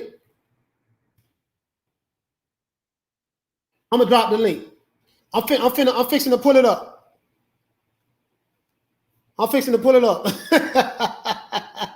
Hey, hold on, what you say? Hey, Charlo? You say, brilliant how you laughed at that comment. Man, I can't even comment. It's hilarious. I said exactly what they're going to say, and that's exactly what he said. Anthony Joshua is a docile, and he's ducking Tyson Fury. Man, bro, I can't. Bro, this is hilarious. Expose. Listen, I'm pulling up on YouTube, right? I'm looking at all of the recommended videos. They got a video up here. And let me let you guys see what I'm looking at. Let me let you see what I'm looking at, guys. I gotta do this. Let me let you see what I'm looking at. Share my screen with you. I'm gonna let you see what I'm looking at so you'll see. You know, when I pull up YouTube, this is what I see. Let me take that comment down. Michael Buffer, what you say, fam? He said, Coach, what happened to the guy from MTK? Yeah, he said he was coming on today. I don't know where. You talking about Coach Aggie? I don't know where he's at. Be honest with you. And that's the truth, fam. I have no idea where he's at. You see, I'm here. I lost $100 betting on Billy Joe Saunders. I'm here. I'm not ducking, guys. I'm not ducking. You know what I mean? I'm here. You know what I mean? So just to let you know, Michael Buffer, what's going on, fam? I got to bring the Ali bell on my main man, Michael Buffer, man. Shout out to Michael Buffer. Anyways, let's look at this. I want you guys to see what I'm looking at. So when I go on YouTube, of course, you see us right here. Then you see Billy Joe Saunders. Over here, you see, hold on, let me do this. Over here, you see Blue exposed. Frank Warren says Tyson Fury never signed.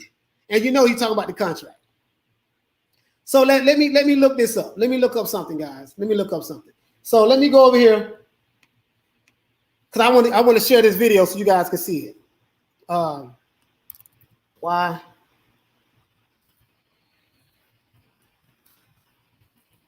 Anthony Joshua. She'll walk away from it. It popped up, recommended. I think I'm the only guy that made a video like this too. I think this video has 2.7 thousand views. I dropped it a week ago. So I'm going to drop the link down here so you guys can get it. That's it right here. You can see me right there. That's it right there. So I dropped the video, guys, saying that Anthony Joshua should call a bluff and just walk the hell away from this. Because it seemed like they clout chasing him at this point. You see what I'm saying? That's just how I feel. That's how I feel. I feel like there's some clout chasing going on. Because first you hear the fight gonna be signed, the contract, yada yada yada yada yada. He signed that contract right after Wilder won in 2018. Nah, he fought 3. He fought Schwartz, Wallin, Wilder. I think Tyson Fury, he signed a fight deal with as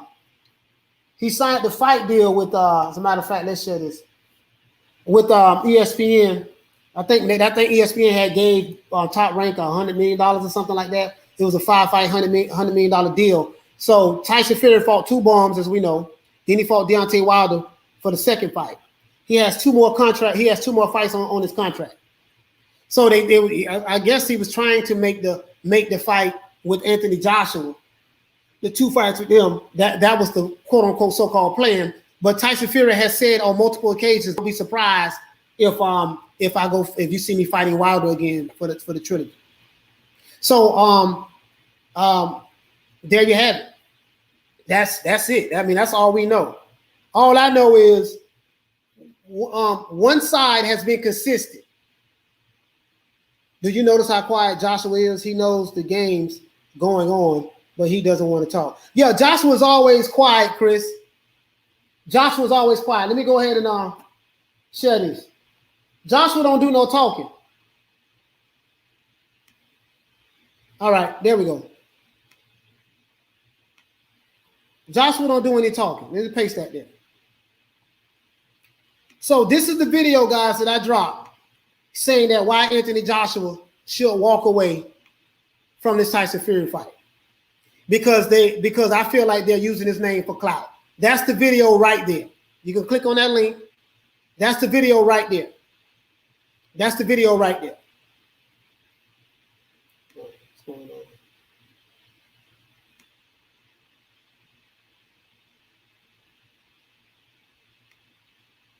Yeah, when I'm streaming, let me turn this off. Let me take this off. Let me stop sharing this. Stop. All right, there we go. Yeah, man. So when I'm streaming, I'm looking at the video playing right now.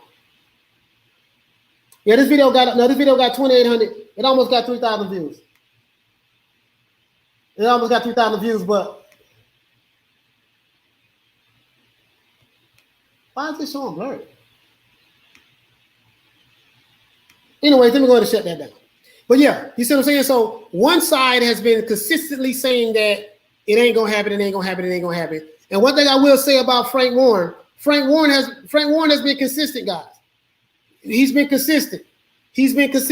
Frank Warren has consistently said this fight is not going to happen.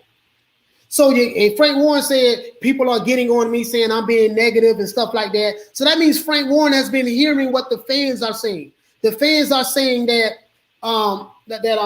he's being negative and all of that stuff there. So he addressed that, right?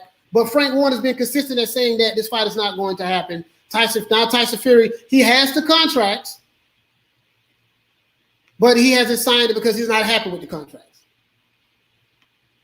This is what I say, guys. Tyson Fury, go ahead. Because remember, Tyson Fury, John Fury, Bob Arum, they gave multiple deadlines. If Eddie Hearns don't do A, B, C, and D by this deadline, we're going to walk away. We're going to walk away. They have been saying that they are going to walk away for 2 months now. Since March, they are going to walk away. Guess what? They have not walked away yet.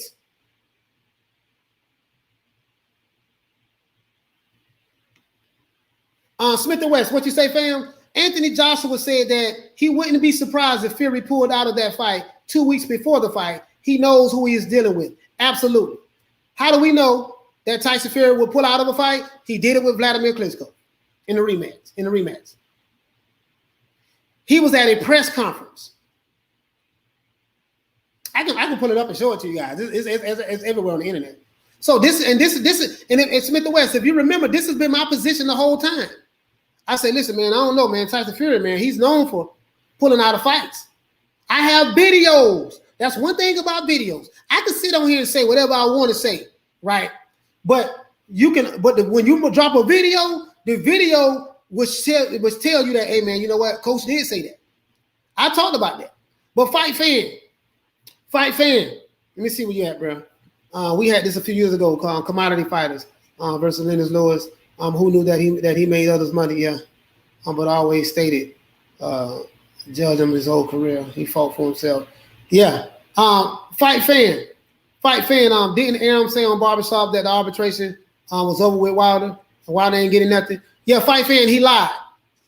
Didn't he and Fury go to the arbitrator last week? the decision will be known May 17th. I don't know what date the decision will be known, fight fan, but yeah, Bob Arum lied about that. So my whole point, fight fan, is this. That side of the fence, the Tyson Fury camp, has been lying. You see what I'm saying? They have been lying. But my point is, they've been lying and telling the truth at the same time. What I mean by telling the truth is, Frank Warren has been consistent, fight fan, in saying that this fight is not going to happen. Bob Arum has been consistent at saying that. Nobody has the money. Where's the money? Where's the money? You see what I'm saying? Now Frank Warren, listen, you can't really get mad at Frank Warren. I'm not mad at Frank Warren. You know why I'm not mad at Frank Warren? Because Frank Warren has been consistent. Frank Warren has been consistent at saying this fight ain't happening. And now he's saying Tyson Fury didn't sign the contract. Tyson Fury probably can't sign the contract because of the arbitration. The Alphabet Boys might be onto something. They might be onto something. You see what I'm saying? So it is what it is. They might be onto something. I don't know. All I know is, I was hearing last week, hey man, coach, be on the lookout. Tyson Fury, Anthony Joshua fight is going to be announced May the 8th, right after the Billy Joe Saunders fight. What happened? No announcement. Yeah, fight fan, I believe that. Pulling out of fights combined with a lack of defending straps starts making Wilder 3 suspect. Maybe Fury don't want the Wilder smoke at all. Yeah, he might not even fight Wilder next. He might. Hey, shout out to fight fan. We got Major Key Boxing in here. Let's hit the Ollie Bell for Major Key Boxing. Yeah, he might not. Go ahead. You sound very robust, brother. Can't hear you. If it's me, yeah, I'm having internet trouble, man. Okay. Go ahead. You can talk.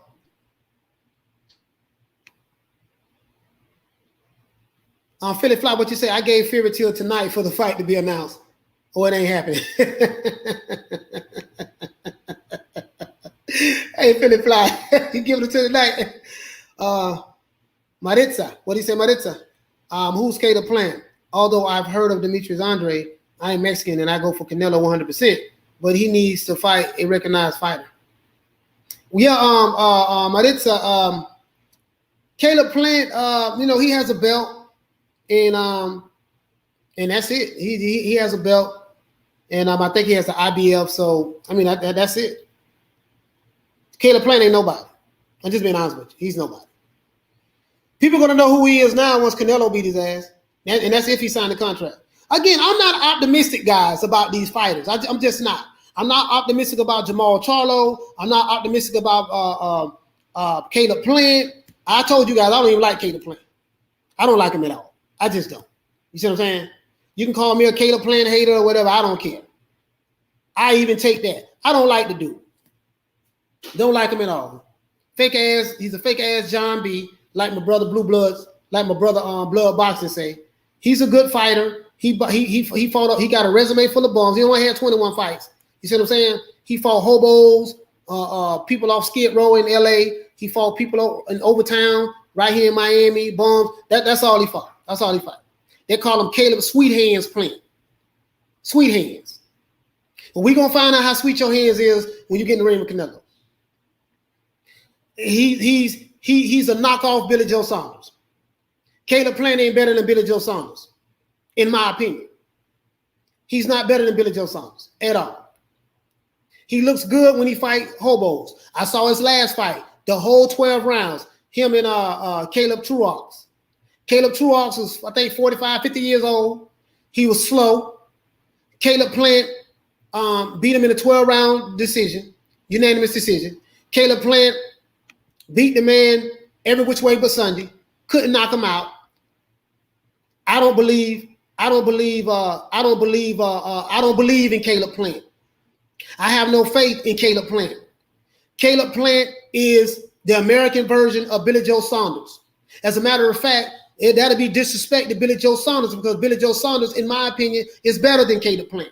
Caleb Plant is going to get unplanted if he signed that contract to fight Canelo Alvarez. I am not of the opinion. I am not the optimistic one.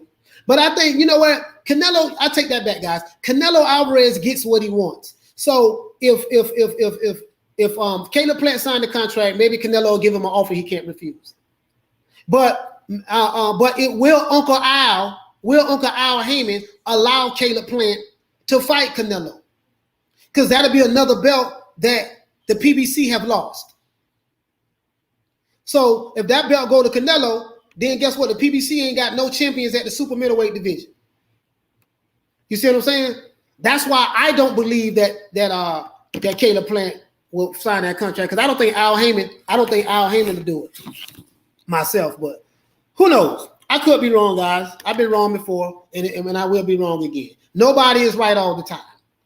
Shout out to my sister, Karma Serene. Karma, what's going on, sis? Someone said Caleb Plant is the trailer park version of Billy Joe Saunders. Yes, he is. He's that and some. Joe B, what do you say? Plant another moving target for Canelo. Shelton Moore says, Coach, bet you $1 to a donut the whole fight will be announced after Ramadan. Yeah, I don't know, man. I don't know. I can't even bet on that, brother. I can't bet on when this fight gonna be announced. I don't know nothing, man. I understand it is Ramadan right now. I do understand that. So that is a valid point. But all I know, Shelton, I don't know nothing. All this hoping and wishing and it's gonna happen this time, it's gonna happen that time. I heard that the fight was gonna be announced, Shelton. I heard that the fight between the fight between Anthony Joshua and Tyson Fury was going to be announced right after the Billy Joe Saunders fight. It wasn't announced. Now I'm hearing something else. It's something else. It's something else. Do you guys see, Karma Serene, what you say, sis? Yeah. Do you guys see a pattern here? The pattern is we're going to have a fight. We're going to have a fight. It's going to be announced this day. It's going to be announced that day. It's going to be announced this day. It's going to be announced that day. 2 months done went by. We hearing the same shit. The fight going to be announced here. The fight going to be announced there. The fight going to be announced over there. The fight going to be announced over here. The fight going to be announced this day, that day, that day. Don't nobody know what they're talking about.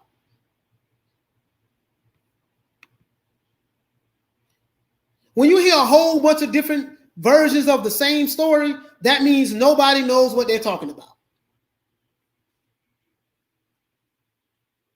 The narrative is going to be Anthony Joshua is afraid of Tyson Fury and he's ducking Tyson Fury. This is why this fight hasn't happened. That's going to be the narrative.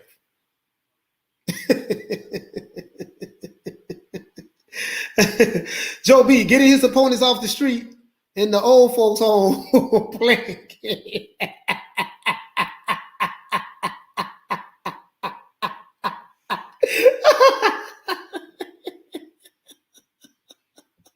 Hey, Joe B, what you say? Plant getting planted inside 3 rounds.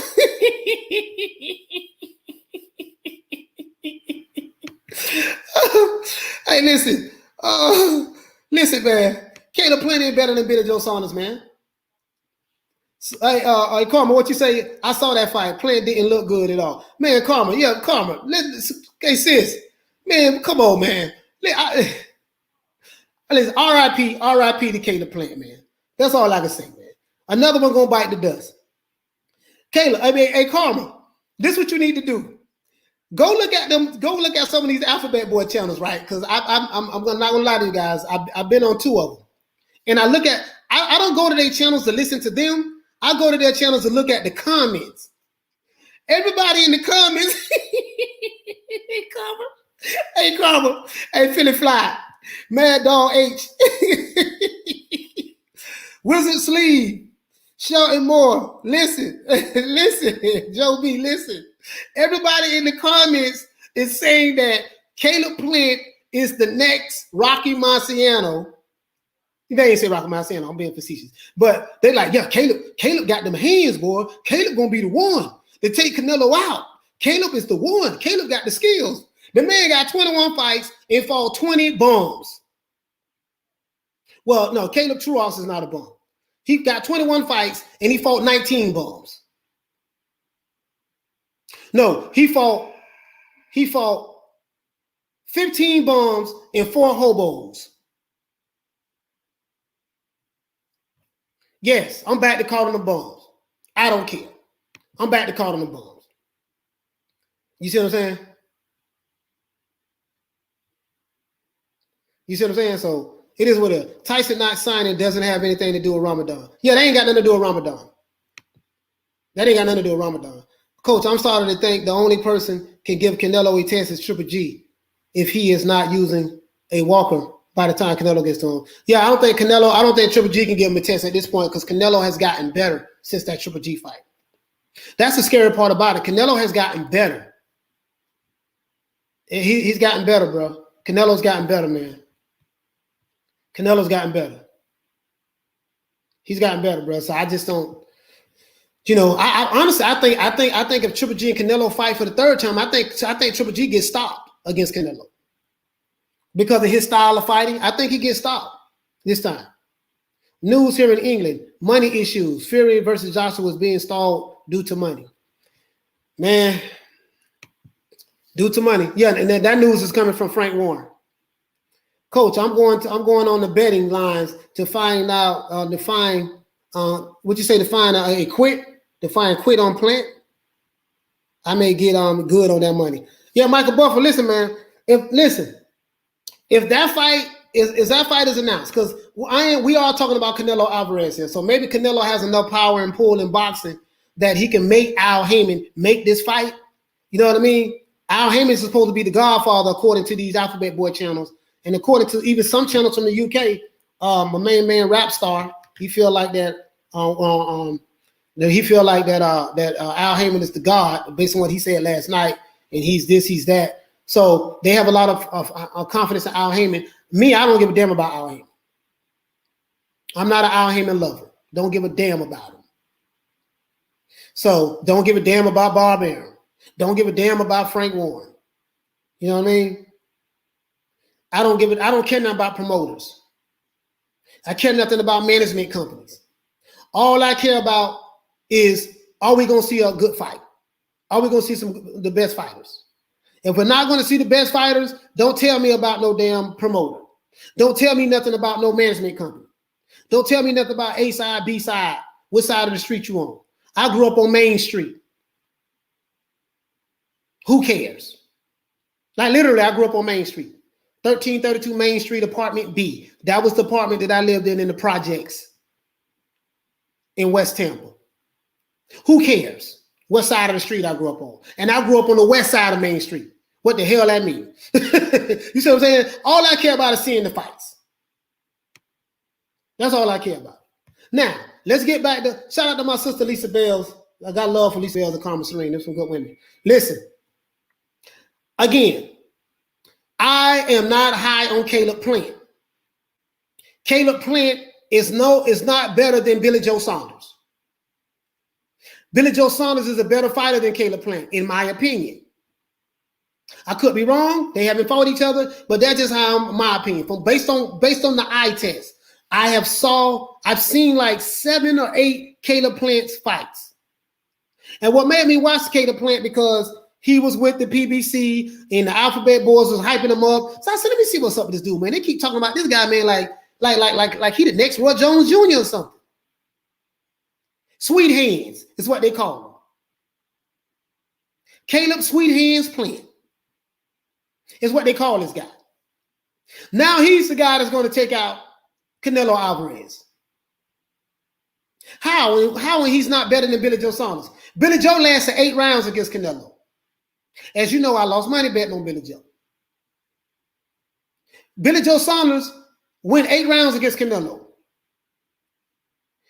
Caleb Plant ain't going 8 rounds. Caleb Plant is going to get buried and planted by the 4th round. That's if Uncle Al Heyman allow him to sign that contract.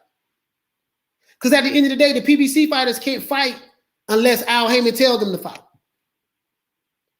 LDBC boys saying Canelo hasn't improved since the Lara fight. Man, listen, Canelo don't improve. Debo to God.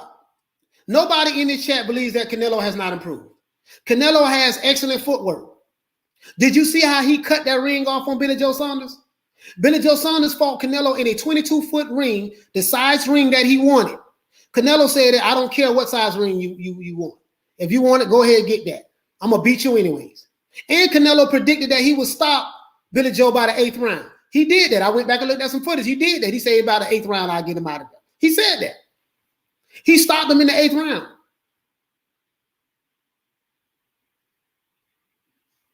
What in the hell make me think that Caleb Plant got a chance better than Billy Joe Saunders? Canelo's ability to adapt and learn is awesome. Going to smoke everyone unless he moves up to cruiserweight. Well, if he moves up light heavyweight, and fight those Russians, he in trouble. But outside of that, but he don't have to do that. He ain't got to do that. But my thing is this here. T-Mac says that 41-year-old Sugar Shane Mosley, 35-year-old half-size Cotto, half-size Khan, Chavez Jr. that nobody gives a F about, 36-year-old Kovalev, robbed Triple G twice, Floyd won all 12 rounds, arguably lost to Trout, lost to Lord. T-Mac, are you saying all that to say what, sir? Oh, okay. You said Canelo is a fraud. Okay. All right. Anybody in the chat want to address this guy? Anybody in the chat want to address T-Mac? T-Mac says Canelo is a fraud.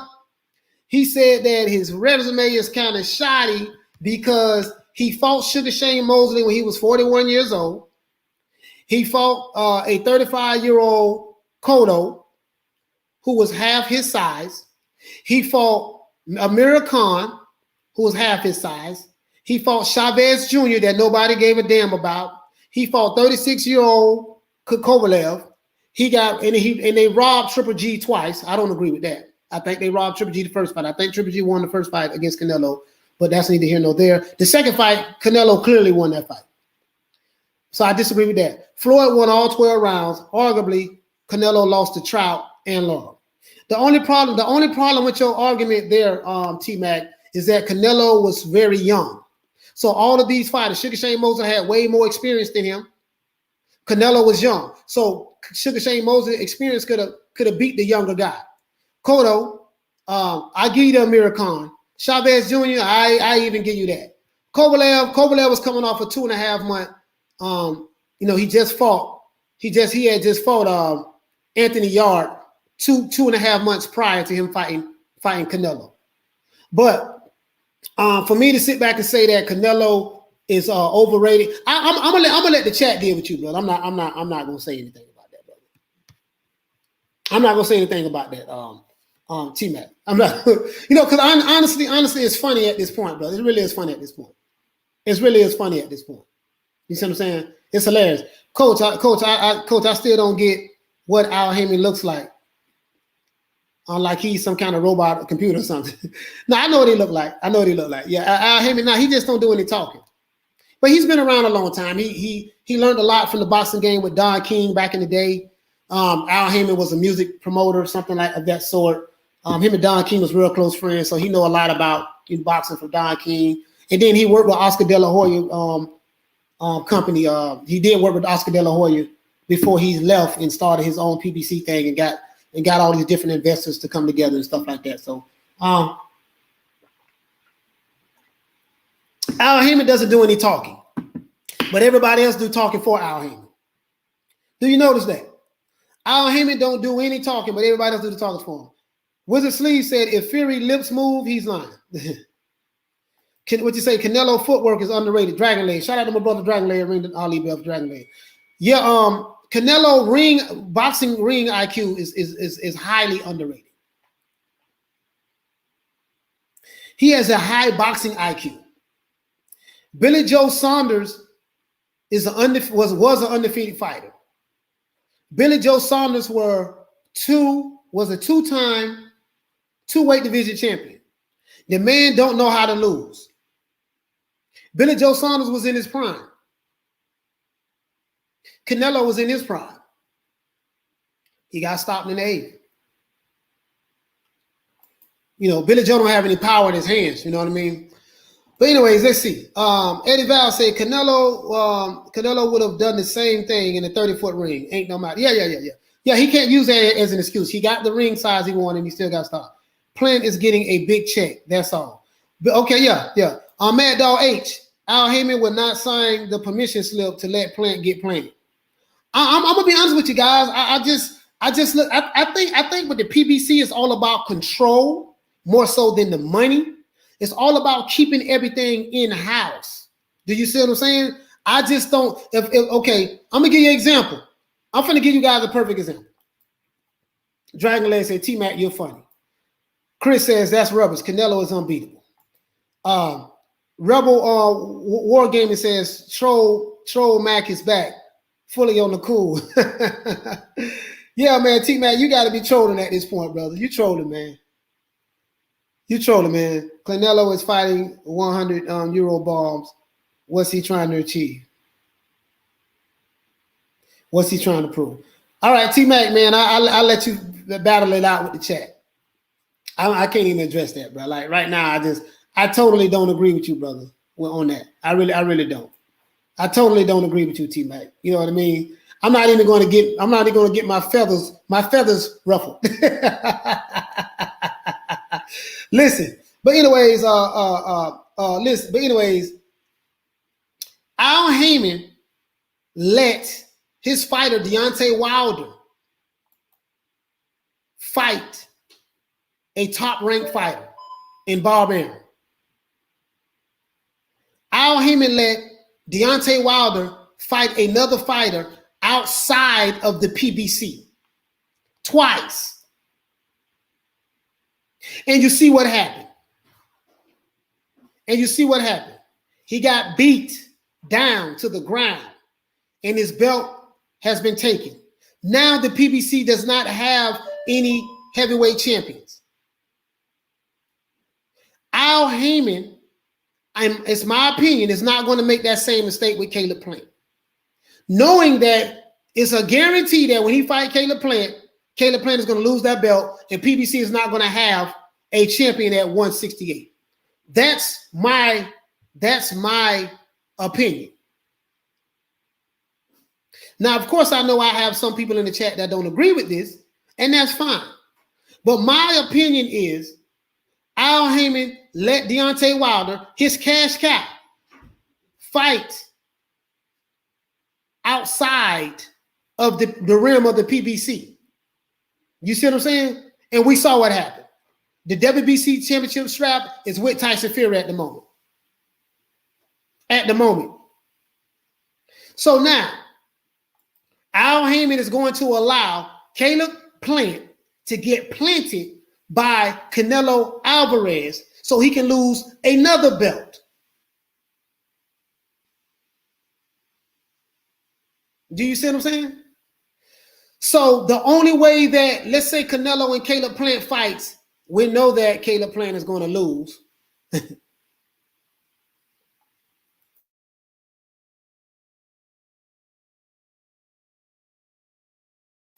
We know that Caleb Plant is going to lose. So that's going to be the heavyweight title left the PBC stable that they had for 5 years. And the super middleweight title will be leaving the PBC stable. Do you think Al Heyman is going to let that fight happen? Do you think he's going to lose another belt? Smith and West, what you say, fam? You know the crazy part about that? Al had all the heavyweight belts in the 6-month span, then lost them all in 3 months. Yeah, hey, Smith and West, this is my whole point, fam. This is my whole point. My whole point, reading Ali Bell for you on that. My whole point, fam, is this. My whole point is he had all the heavyweight titles when Andy Ruiz beat Anthony Joshua, and Deontay Wilder still had the belt. And then Andy Ruiz tried to get out of the fight. This is what you guys fail to realize. Andy Ruiz tried to get out of the fight. But he was going to get sued for a whole lot of money. He had no choice but to take the fight. He came after he came in 500 pounds, looking like a sumo wrestler, and we see what happened. He got beat for 12 rounds. Anthony Joshua got all of his belts back. Then Tyson Fury fought Deontay Wilder, beat him bad. Now Tyson Fury has the belt, right? And then now Canelo Alvarez is aiming at another PBC fighter to take his belt. Do you think Uncle Al is going to allow that to happen? So when people say, oh, he's a prize fighter for the money, yeah, that fight is going to happen. You assuming that Al Haymon is going to let that happen. These prize fighters, Caleb Plant can't do what he wants to do. He has to listen to Al Haymon. PBC fighters cannot do what they want to do. PBC fighters has a boss. Their boss name is Al Haymon. This is why when you talk to a PBC fighter, what do they say? Call Al. Call Al. Even though these PBC fighters say that they're their own boss, even though PBC fighters say they are their own boss, they are not their own boss. Can't nobody make a move until Uncle Al say so. Uncle Al has to give that approval. You see what I'm saying? So, I mean, that's what I'm saying. I could be wrong. Lisa Bell said, I don't know, coach, unless they're trying to sign him. Yeah, Canelo not going to sign to no PBC. Canelo is probably the only fighter that's his own boss in boxing right now. He does what he wants to do. Canelo, I would even say Anthony Joshua and Manny Pacquiao. But I can't include Manny Pacquiao because he ain't fought in 2 years, so I kind of consider Manny Pacquiao as being retired at this point. That's how I consider Manny Pacquiao. But I can't really say that because it hasn't been officially announced. But you get what I'm saying, though. There's only a few fighters who are really their own boss. There are only a few fighters that are really their own boss. You see what I'm saying? Mikey Garcia is a PBC fighter. So I don't think that Mikey Garcia can have a fight unless Uncle Al tells him so. Everybody that's signed to the PBC has to do what Uncle Al tells them to do. Everybody, let me repeat this, guys. Everybody from the PBC has to do what Uncle Al tells them to do. I.e., this is why they always say, call Al, call Al. They can't make a move unless Al Haymon say so. Sean Porter said this himself.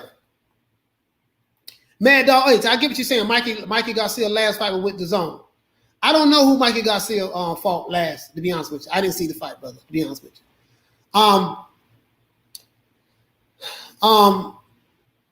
Mikey Garcia, I don't know what his situation. I don't know what his situation is, Mad Dog H. But if Mikey Garcia is a free agent, then that means he's not signed to PBC. He can fight on his own. So if he's a free agent, then you're right, Mad Dog. Mikey Garcia can do what he wants to do. Anthony Joshua has a promoter, but he does what he wants to do. How do I know? Because Eddie Hearn said Anthony Joshua doesn't work for me. I work for Anthony Joshua.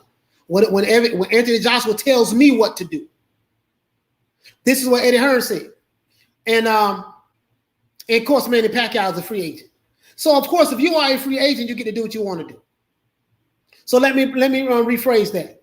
If you are a free agent, free meaning that you don't have to answer to anybody, you can do what you want to do. But if you are signed to the PBC, if you are a fighter that's signed to the PBC, you cannot fight who you want to fight. You have to fight what Uncle Al Haymon tells you to do. Yeah, Mikey last fight was against Jesse Vargas. Yeah, I didn't even see it, Lisa. I didn't see it, to be honest with you. I didn't see it. Once you sign to the PBC, you can't fight nobody else. You got to do what Uncle Al tells you to do. Rebel War Games. That's what you said. Exactly, Coach. That's why Wilder turned down it was $120 million.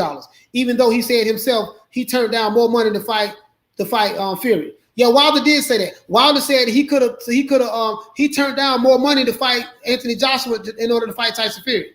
Because Al Haymon did not approve of him signing to the zone for 3 fights. Anytime a fool turned down $120 million contract for 3 fights, that means he is really a fool, or his handlers would not allow him to take that fight. And I remember it like it was yesterday, because Shelly Bullwinkle, aka Shelly Finkel, gave a press conference, and he had Deontay Wilder standing right there next to him like a little boy. And they was asking Deontay Wilder's questions, why he didn't answer, why he didn't sign the contract. I can post the video to you guys in the link. Deontay Wilder looked at Shelly Finkel. The question was directed to Deontay Wilder. He looked at Shelly Finkel like, what you gonna answer that, boss? And Shelly Finkel said that we saw the contract. We believe that this fight can be worth more money than the $120 million that they offered, you know, for a 3-fight deal to fight on the zone. Deontay Wilder's going to bet on himself. We believe that he can make more money in the long run elsewhere. This is what Shelly Finkel said. All right, T-Mac, you've been trolling for a little bit, buddy. I've been letting you slide. You've been trolling for a little bit, fam. Let me put you on timeout right now, though. Canelo's overrated. Who is Saunders? Let me put you on timeout for a little bit, let you cool off, fam. Because it's obvious you're trolling at this point.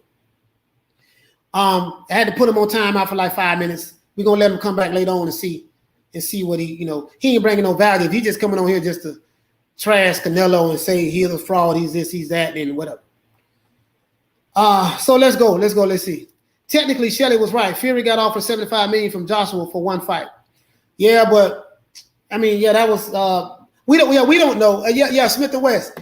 Yeah, but I mean, I think it's a different circumstances now. You know, I think at the time Wilder profile wasn't up to that par at that time. I just think that they was just clout chasing Anthony Johnson.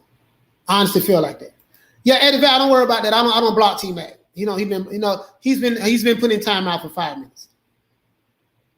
T-Mac, get your head right. When time up, you can come back in. Get your head right though. What you say on Smith and West, that's Joshua's fault for overpaying these scary ass fighters. The thing is, Smith and West, these guys don't even want to fight him. He has to pay him in order to get him in the ring, because Joshua just want the belts. He just want the belts. You see what I'm saying? Eddie Val said, yeah, once I see Pac ain't having no fights by October-ish last year around Teofimo Lomo fight, I said he shouldn't fight anymore. Yeah, Pac-Man should go ahead and retire.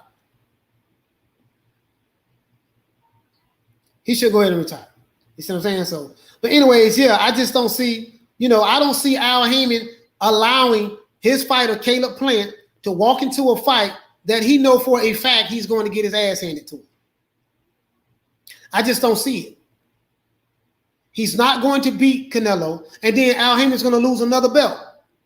So you went from having all of the belts in the heavyweight division to losing them all, and then you went from having, if this fight was to happen, Caleb Plant, which is the IBF, I think he's the IBF super middleweight champion, losing to Canelo Alvarez. So now PBC got fighters at heavyweight that don't have a title, and they're going to have a fighter at super middleweight that don't have a title. If Caleb Plant signed, if Al Heyman, I don't even want to say if Caleb Plant signs the contract. If Al Heyman allows, if Al Heyman approve or doesn't approve Caleb Plant to fight Canelo Alvarez. Because if the fight don't happen, it's because Al Heyman didn't let it happen. I.e., why we don't have a Terrence Crawford and Errol Spence fight right now. Errol Spence has to do what Al Heyman tells him to do.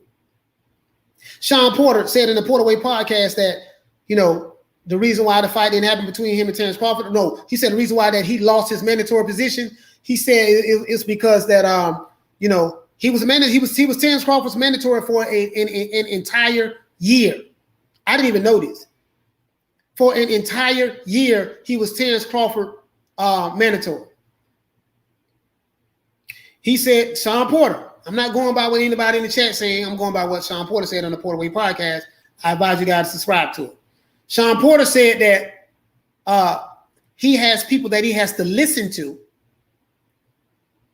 And if those people tell him not to do certain things, he can't do it. Terrence Crawford has to listen to Bob Arum.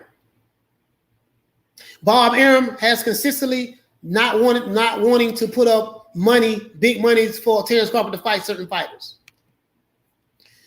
Sean Gibson, this is the answer to you, sir. Terrence Crawford is not his own boss. He has to do what Bob Arum tells him to do. Errol Spence has to do what Al Haymon tells him to do. I.e., this is why you see Errol Spence fighting only PBC fighters. They have to get the approval from Uncle Al. Bud has to get approval from Al Haymon. From Bob Arum. And that is what it is.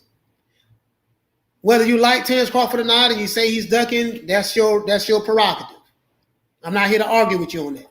I'm just stating the fact that anytime a fighter is signed to a promoter, anytime a fighter is signed to a management company, i.e., or de facto, shout out to my brother Retro Boxing, my brother Blood, if you want to come in, man, let me know. Let me know if you want to come in, fam. Any fighter that is signed to a promotional company or a de facto promotional company like PBC, they have to do what their bosses tell them to do. There is no such thing as a fighter that can do what he wants to do in the sport of boxing unless he is a free agent. And even if he is a free agent, the fighter that he's fighting, their boss have to allow him to fight that guy. Will Spence fight Ugas? I'm pretty sure Spence will fight Ugas. Ugas is a PBC fighter. PBC fighters fight each other. That's what's going on. PBC fighters fight each other, Burgess. Isn't that a violation of the Ali Act, though? Yeah, I mean, technically it is Smith & West, but the way Al Haymon does it is this. He's a management company. He acts as though he's an advisor. And because he's not a promoter, what he does is the loophole in that is he hires promoters on a fight by fight basis in order to stage these events. But technically he is a promoter. He learned the game from Don King. He found the loophole in it. That's the loophole in it. Yeah, he's not a promoter. So Al Haymon can say, no, I ain't no promoter. I'm not a promoter, but I work with other promoters. But I have all of my fighters under contract, and they are not allowed to fight anybody unless I say so. So, yeah, man, Al Haymon is an advisor. Okay, well, if he's an advisor, why you can't fight anybody who you want to fight? If Al Haymon is your advisor, then that means Al Haymon works for you. You don't work for Al Haymon. You tell Al Haymon, hey, Al, I'm fixing to go fight this guy over here. Make that fight. I'm finna go fight this guy over here. This is what I'm fixing to go do. And Al Haymon's supposed to say, okay, yes, boss. Yes, I'm going to go ahead and make that fight for you. Sean Porter said that, listen, man, he got people that he has to listen to, and he cannot make a move unless his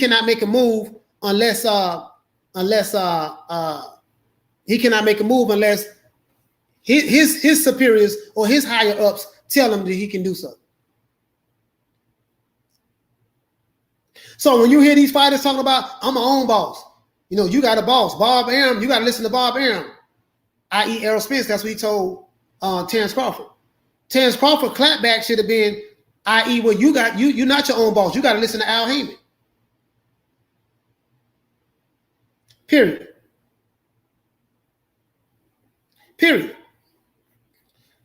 Sean Gibson. Errol Spence can say 60-40 all he wants. Guess what? He can't do shit unless Al Haymon tell him to do so. There's no contracts that have been sent. Terrence Crawford didn't receive a contract. You just going by off of what Errol Spence said on Twitter. That's all it is. I get it. You don't like Terrence Crawford. I get it. I understand. Fact of the matter is, Errol Spence, your boy, cannot fight anybody unless Al Haymon tells him to do so. So he can say 60-40, 80-20, 70-30, or whatever, or you're on the wrong side of the street. He can say whatever else he want to say. Al Haymon is the guy. I.e., this is why Errol Spence say, call Al. Y'all call Al. I'm Big Fish. Big Fish. Call Al. Cap. Big Fish. He gotta listen to Al Heyman. Period. Terrence Crawford has to listen to Bob Arum. Terrence Crawford can't do shit unless Bob Arum tell him to do so. Any PBC fighter can't do nothing unless Al Heyman tells them to do so. But yet he's their advisor. That don't even make no damn sense to me. How can an advisor tell you when and when you can't fight when you are supposed to be your own boss? You see what I'm saying? So that's all I'm saying. You know what I mean? All right. All right, it is what it is. It is what it is. You know, I hear what you're saying right there, but there's a fault in your logic that you say. There's a fault in your logic. But I'm not going to go through this with you. You got your mind made up, so believe what you want to believe, sir. Whatever you say, you're right. Terrence Crawford been chasing this nigga Errol Spence for 3 years. You got to get a belt. You ain't fought nobody. You're on the wrong side of the street. I'm Big Fish. 60-40. 70-30. 80-20. So when you say it, say all of that with it. But believe what you want to believe, sir. I disagree with you. Now, shout out to my main man Smith & West. LOL, that makes sense. PBC fighters need to pool their money and get out of these deals. PBC fighters been taking L's on these contracts. Yeah, because PBC has a lot of PBC has a lot of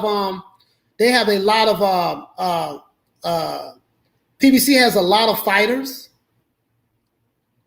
PBC has a lot of fighters. You see what I'm saying? So PBC has a lot of fighters. So and all of those fighters are not making money over there. All of those fighters are not making money over there. So, you know, that is what it is. A lot of those fighters are not making money over there. So they have been taking L's. Some of the PBC fighters have. They've been taking L's. You see what I'm saying? So, Efren, what do you say? Errol ain't trying to fight Bud. Nah, he ain't trying to fight him. In my opinion, he's not. Sean Gibson, so you came over here to troll Terrence Crawford? I mean, I don't think Terrence Crawford give a fuck about what you think about him, sir. I seriously doubt he care anything about you. And I doubt if you care anything about him. So you can say what you want to say. But this might not be the channel for you, so you probably need to go to the Alphabet Boy channel. This might not be the channel for you. You might want to leave. This is not the channel for you. We're here talking boxing. If you come to troll, this ain't the channel for you. You can take your ass over there to the Alphabet Boy channels. This ain't the channel for you. Period. If I offended you, I don't care.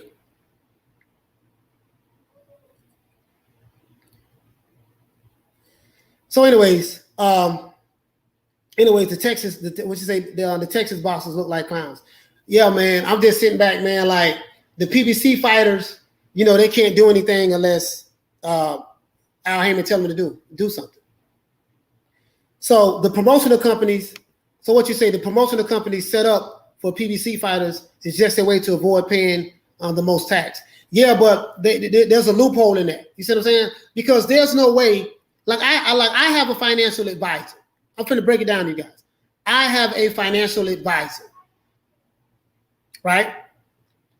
My financial advisor gives me advice. He doesn't tell me what to do. If I say, hey, listen, man, I want to put my money over here, he can say, hey, listen, man, coach, man, I don't advise you to do that. I can tell him, look, I don't give a damn what you advise me to do. This is where I'm putting my money at. He gonna say, okay. You'll never hear me say, call my advisor if I want to do something. If I'm not sure about something, I may say, yeah, man. Let me talk to my financial advisor, see what he says, and then after that, I'll be able to make a decision on that. So that's what it is. These fighters, anytime a fighter is under contract with a promotional company, a management company, whatever it may be, which a de facto, man, which PBC is basically a promotional company. They found the loophole out of it because that would be a violation of the Muhammad Ali Act, i.e., they did that because of Don King and Bob Arum. Don King and Bob Arum used to promote their fighters and manage them. Don King was notorious for that. You said Don King was notorious for that. So this is what they do. This is what they do. You see what I'm saying? So this is why you see all the Errol Spence fights are what? PBC fighters. You see what I'm saying? JR Boxing, I hear what you're saying. If you're not going to listen to your advisor, why have one? I get that, I understand that, but you're totally missing the point. The point is this: if you are your own boss, answer this question, JR Boxing. Does the advisor work for you, or do you work for the advisor? See how smart you is. Big Fish Errol don't want smoke with Bud, period. Ask anybody in the chat. If you have an advisor, whether it's financial advisor, any advisor, do the advisor work for you, or do you work for the advisor?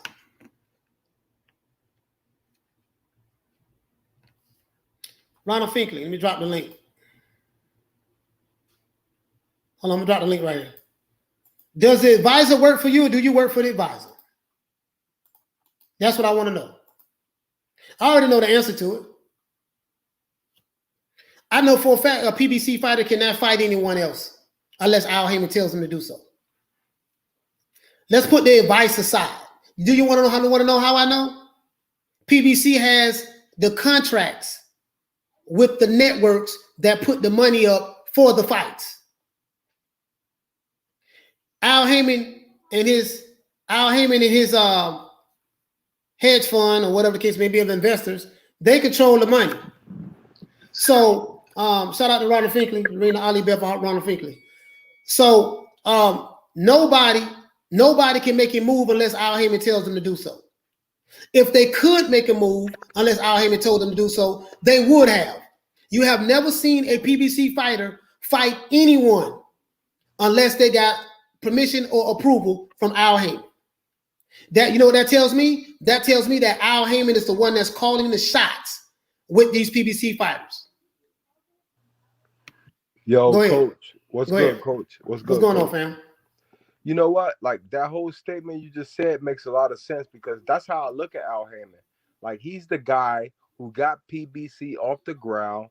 He made these fighters relevant. But then now he's really dropped the ball on, like, making his fighters stay relevant on other platforms, because what he did is, like, he think it's all about PBC and that one little network where these fighters like have this little relevant. They have relevant fighters. Don't get me wrong. They have relevant fighters, but their fighters are not fighting the boxers that we know that can match them in a good fight. You see what I'm saying? Like, he's not trying to merge with the guys that they should merge with. Like, I understand Bob Arum is like a fucking snake. And yeah, he is. He's a real snake. I hate Bob Arum. And he shut Al Heyman out. He shut Al Heyman out, and PBC got back with him, and we supported PBC for like a year or 2 or 3. We supported PBC, but like, they didn't step their competition up. They lost Fox Sports as far as the main platform, and now they just got Showtime and PBC. But DAZN is killing them right now with the matchups. Oh, it's all about merging, yo. Yeah. To me, it's all about merging. Like, don't sit there and act like you got the best fighters when all your fighters got choker chains on and they like not fighting the people that we want to see them fight. It don't matter what network. You have to merge with the people that we want to see you fight.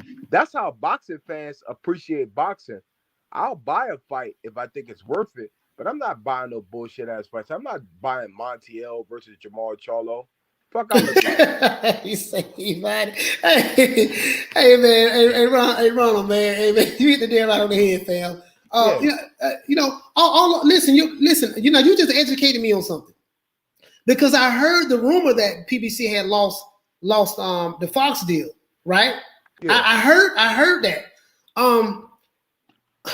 I didn't know how true it was, so that's why I never shot a video on it. But if I'm mistaken, isn't Errol Spence is supposed to fight Ugas on Fox that you know of?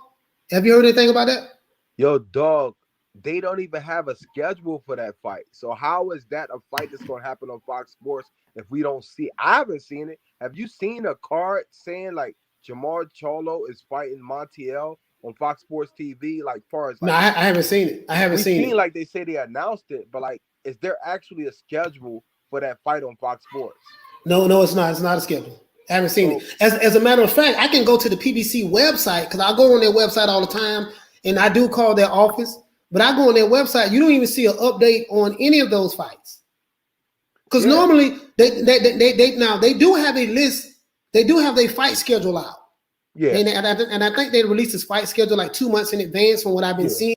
So I was just thinking maybe, okay, they're waiting on May to show the next fights. But I can go back on there and see, you know. Yeah, they got a slight schedule, like meaning Jamel Charlo is the highlight of that schedule, him and Castano. Yeah, that's gonna be a good fight. And I pray that Jamal can beat that dude, because that dude is nice. Castano is nice. Oh, you talking about Jamel? Jamel fighting Castano is the hardest undisputed this year besides Taylor versus Ramirez to me. Yeah. And Bob, the only reason we getting that fight because both of them are top ranked fighters with Bob Arum. You know what I mean? Like, that's how deep it is. It's like we know like who has the better fan base or the better people that watch those platforms, but they try to degrade like top rank ain't the business. Top rank make all the better fights. To me, they make good fights. We got Teofimo Lopez and Lomachenko. We did get that, and now we got Jose Ramirez and Josh Taylor. The only thing is Bob Arum has dropped the ball with Terrence Crawford. I.e., I wish that once Terrence Crawford contract is up in October. From what we're hearing, I haven't seen anything wrong, so I'm not gonna lie to you. But Terrence Crawford is one of my favorite fighters. So I hope he does leave. I told Bomac about your channel. I was like, Bomac, you need to come to New Media Today, USA Boxing, because this guy is unbiased and he appreciates what y'all do. Like, you know what I mean? Like, we want to hear Terrence Crawford's perspective. Like, I love Terrence Crawford too, so I want to see his perspective on a platform where ain't nobody going to like just shit on him. Like, all these other platforms be shitting on him. I seen LWC shit on him for like 3 years, bro. That shit pissed me off, yo. And you know what? They used to like him though. This would get me because I listen. They used to like Terrence Crawford, but then I think once Terrence Crawford came up to the welterweight division, they turned on him. Yeah. I watch them turn on them in the chat every day, bro. I was the main moderator over there. Not saying that's important, but I looked at how they try to like. They are so biased, it's fucking ridiculous. We just want to see the best matchups. Them niggas like nut huggers, bro. Real talk. Yeah, they nut huggers. Ron. It's like they be excited when big fights don't get made. We told you Joshua and Fury is not going to happen. We told you we knew that Manny Pacquiao and Bud is not going to fight each other. And I'm like, dude, are you a fan of boxing? Or are you a fan of certain fighters? Like, I'm not happy when I don't hear Terrence Crawford is not going to fight Manny Pacquiao because the money wasn't there. It's all about the super chat because the money wasn't there. The money wasn't there. Like, how can the guy listen? Now I'm gonna tell you something. I went on Bernie the Boxer's channel, YouTube channel. I follow him. Bomac. I'm gonna drop the link in there for you, Ron. I promise you. Bomac did an interview on there. He did an interview on there, fam. He said that he is the one that told Terrence Crawford, and I was gonna shoot a video on this, but I didn't, not to sign the contract. Because he said, I am Terrence Crawford's manager. Yeah. He said, I manage several fighters. I'm not going to have my fighter sign a contract when there are no funds, proof of funds. Yeah. He said, I'm not going to have Terrence Crawford sign a contract because remember, they said Terrence Crawford didn't sign the contract. Yada, yada, yada. And then the LDBC was saying, that's proof. Well, the people in the chat, that's proof that Terrence Crawford is duck Manny Pacquiao, right? And then when it was rumored that Pacquiao was going to fight, reach out to Spence, they got all happy again. Yes, Spence and Pacquiao, yada, yada, yada, yada. And then when Spence said that, nah, I ain't thinking about Pacquiao, you ain't got no belt, I'm focusing on Ugas. Now they saying, yeah, man, Errol Spence was right for turning that fight down. Pacquiao ain't bringing nothing to the table. And then they doubled back and said, yeah, Terrence Crawford was right for turning the fight down. They was forced to because they had to change their narrative. You see what I'm saying?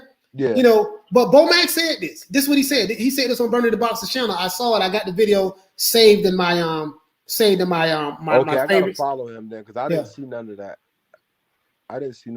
I know Bo Mack, but I didn't know he was like he really be talking on Bernie channel. So okay, so he talking there. So hey, listen. So JR Boxer says so. Crawford took Bo Mack's advice. Yes, Crawford did take Bo Mack's advice. But my point is, Bo Mack is Crawford's manager, right? Bo Mack is Crawford's manager. Bo Mack has been in Crawford's life for a long time, amateurs and everything. Exactly. He's Crawford's manager. Crawford could have ignored Bo Mack and say, "No, man, I'm gonna sign it anyways." Now, that's the difference. Is PBC fighters, they can't. They don't. PBC fighters doesn't have an independent thought over there. They have to do what Al Heyman tells them to do. Exactly. That's my whole point. That's my whole point. JR Boxing. It's not as simple as okay. Well, you know, Al Heyman is the advisor, so if he advises him not to sign the contract, that's all it is. No, it's more than that. Al Heyman is really like a promoter.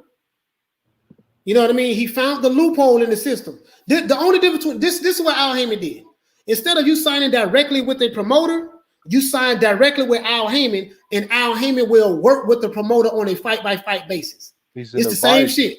He's an advisor to the boxer. Yeah, he's an advisor to the boxer, right? But he works directly. He works directly with promoters on a fight-by-fight basis, and the PBC is the one that has the money to pay for the fights. So since Al Heyman is the money guy, you're gonna be beholden to who? The money guy. Al Heyman. That's what I'm trying to say, JR Boxing. If that makes sense. Him and Bob don't have a good relationship. That's the problem. Right. Yeah, him and Bob don't have a good relationship. So because him and Bob don't have a good relationship, then it forced fans to choose which side you want to be on. So if you love the PBC, you're gonna be like F Terrence Crawford, F Top Rank. If you are on Top Rank side, you're gonna say F Errol Spence, F PBC. When in actuality, it has nothing to do with Terrence Crawford and Errol Spence. It's Bob Arum and Al Heyman have a war going on with each other. That's all it is. That's a body. Because you know what? Like I've always noticed that Bob Arum was really like defiant to Al Heyman. But the point is like Al Heyman should be over this shit by now. He should want to merge fights because it's best for the sport. Right. Yeah, Al Heyman is not in the business of doing what's best for the sport. He's in the business of trying to make the most money possible for his fighters and himself. So because it's not like they're paying these fighters and they're not getting a return on their investment. Nobody is going to pay any fighter on the planet money just to be given them money.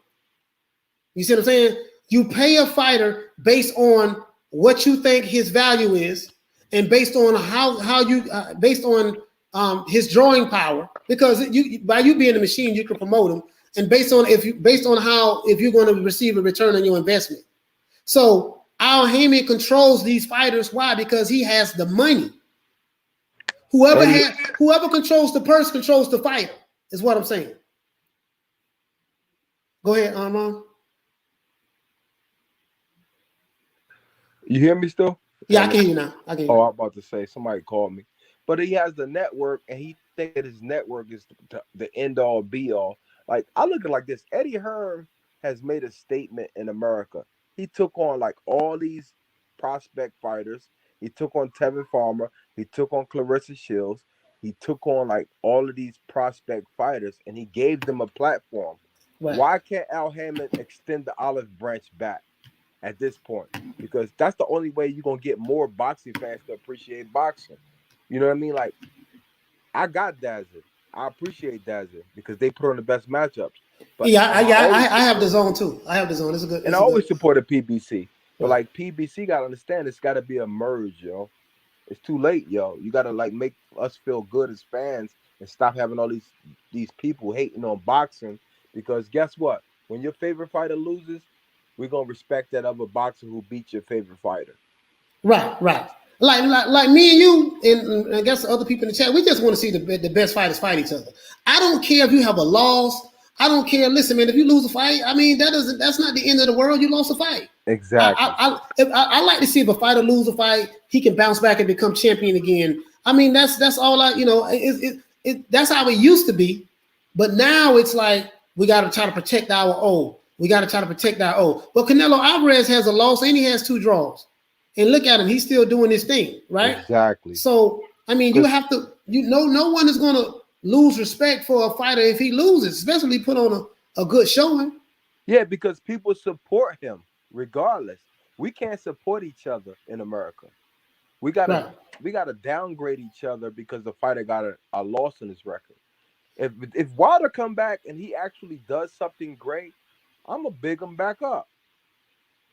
But I'm not bigging him back up if I know his skills is diminished. Who you talking about? Wilder? Yeah, Deontay Wilder. If he actually come back and have a great performance, I'm gonna big him back up. Like, man, listen, I'm gonna be honest with you guys. I know I banged on Wilder in the past. Listen, I was a huge fan of Deontay Wilder. Yep. The only reason I ripped Deontay Wilder was when the lead up, and I've been consistent at saying this, the lead up to the second Tyson Fury fight, he made it racial. Yeah. He was interviewing with Radio Raheem. He went to saying all this racial stuff about, it's people 400 years and we've been doing this and doing that and yada, yada, yada, yada, yada. And I'm like, listen, man, I understand where you're going at with this, Deontay, but this has nothing to do with boxing. Race, skin color, it has nothing to do with boxing because he felt like he wasn't getting the respect that he deserves and they're putting too much attention on Tyson Fury. He said, but yeah, because he's a white guy and he's because he suffered from mental health and this and that and yada, yada, yada, yada, yada. This is basically what he was saying in so many words. So I kind of like fell out with him a little bit on that, but I was still rooting for him. Yo, Coach, and then go ahead. I'm gonna say he's too tense. He's too tense for the sport. A real boxer like Muhammad Ali, or like let's even say like Mike Tyson, they are not like tense like that. They act like they tense like that, but when they get in that ring, they put on a performance and they make us all happy, like Tyson Fury does. Like you gotta like box. It is a heavyweight division, but you have to box first before you get all that racial tension shit. Just be a boxer. Yeah, JL Boxer, you do have a point. Listen, I'm not capping for Bob Arum. I don't like Bob Arum. I don't like Al Heyman. I don't like Eddie Hearn. I don't care nothing about no promoters. My thing is keep the same energy. If Bob Arum is the devil, Al Heyman is Satan. Yep. If Frank Warren is the devil, Eddie Hearn is Satan. I'm in the boat of I don't give a damn about none of the promoters. But what I will say about Eddie Hearn is doing this thing right now. So I can't really hate on Eddie Hearn. He bring us the fights, and we are. Eddie Hearn is bringing us the fights. So I can't say nothing bad about Eddie Hearn. Watch me get that AJ versus Fury, yo. Watch me get that shit. I'm saying that shit. I'm gonna quote that shit. I mean, you know what I mean? So that's all I'm saying, J.R. Boston. We just gonna agree to disagree. It's obviously that you don't get where I'm coming from, and it's obviously I don't get where you're coming from. So we're gonna agree to disagree, and I'm through addressing you on that aspect.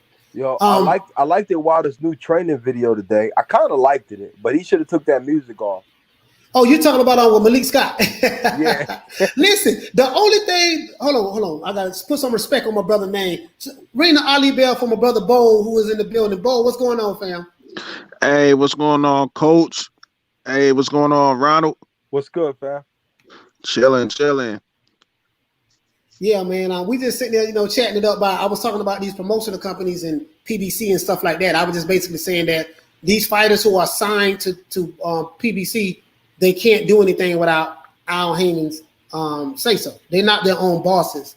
And if you sign to a promoter, you can't do anything unless the promoter tell you to do so.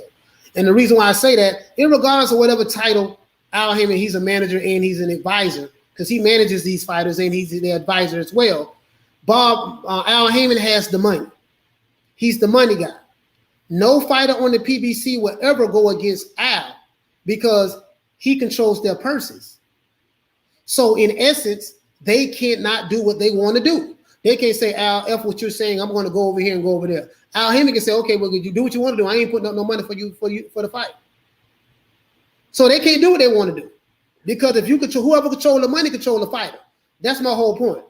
You know what I mean? Yo, and you know what? Like, Fannin was like the biggest platform, and I liked it, Fannin, but like, he got to the point where he turned biased. Like, he came up with all that intellect, but then he turned into a fucking fanboy. You gotta respect the whole worldwide of boxing. You don't just like cater to like one boxer because he's in Texas, bro. They all make the same amount of money in America. Nobody making money over here compared to those UK boxers, bro. Yeah. I mean, they're not. Like, I'm looking at like with Bob Arum, right? Bob Arum said that he lost a lot of money on Tyson Fury. He says he's in the red with Tyson Fury. Yeah. And I know why, because Tyson Fury he fought Odo Wallin, which they was begging people to come to that fight, giving tickets away. And then Tyson Fury fought Sefer Safari or something. Yeah, he gave away like firefighter. He gave a firefighter. Well, they was at the fire station, right? Is that what you're talking about when he gave away all those tickets to the firefighters or something? No, not Deontay Wilder. I'm talking about Tyson Fury. Tyson Fury, yeah. Al Heyman, not Al Heyman. Bob Arum said that he's in the red. He's in the red with Tyson Fury. So Tyson Fury has to have a big fight. And then Bob Arum said that he can build a mansion in Beverly Hills with all the money he lost on Terrence Crawford. That right there should tell Terrence Crawford this time he need to lead his ML. So people saying, well, Terrence Crawford should leave. He a fool for still being over there. You idiots. Terrence Crawford can't leave. He's under contract. Yeah, he can leave like in a couple months, I think. He can leave when his contract expires. I think it's about to be up. It'll be up in October. So Bob Arum can call Terrence Crawford whatever he want to call him.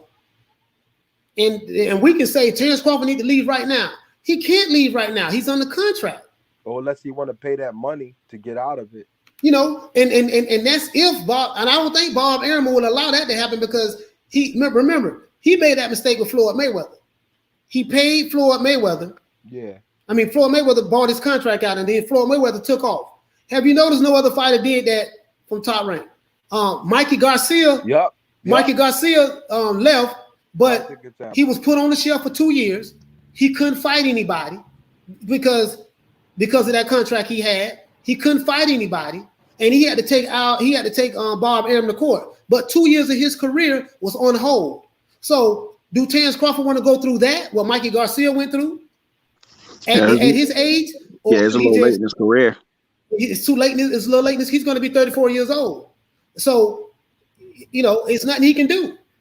No, why go through that? Because you're almost at the end part, and like, why would you go through that if you want to be a consistent boxer? He want to be a consistent boxer. I think Terrence Crawford want to fight everybody, but it's up to them to want to exercise they mandatories in a sense. Put it like this: he got a lot of work to do right now. Right. Coming 2022 or 2021. Right. It seems like a lot of these fighters, man, they don't want to, I mean, I'm not even saying like in Terrence Crawford's case, but just like a few of them, even like Andre and somebody. A lot of these fighters that don't want to fight these guys, they trying to like freeze them out. That's what it seems like. It seemed like, matter of fact, I saw Jermell Charlo made a video talking about he was going to blackball Andre. And then I see like a lot of guys in the PBC, it almost seems like they're just trying to freeze out Crawford. And then, there's other fighters that way too. Yeah, that's crazy. Like I've never, like I think this era of boxers, that's one thing you can say what you want to say about Don King. And even when Bob Arum, when he was younger in his heyday in the 80s, in the 70s and 80s, you got the fights then. We got the fights in the 80s. We got the fights in the 90s. Right now in like 2015, 16, 17, all the way up to 21, it's just a different era of fighters now. It's not like it was these companies, Bob Arum, old ass, he's still around. These companies are not eager to make these fights anymore. Bob don't want to put money up for fights. Al Heyman beefing with Bob Arum, so he don't want his fighters fighting top-ranked fighters. They don't like Eddie Hearn.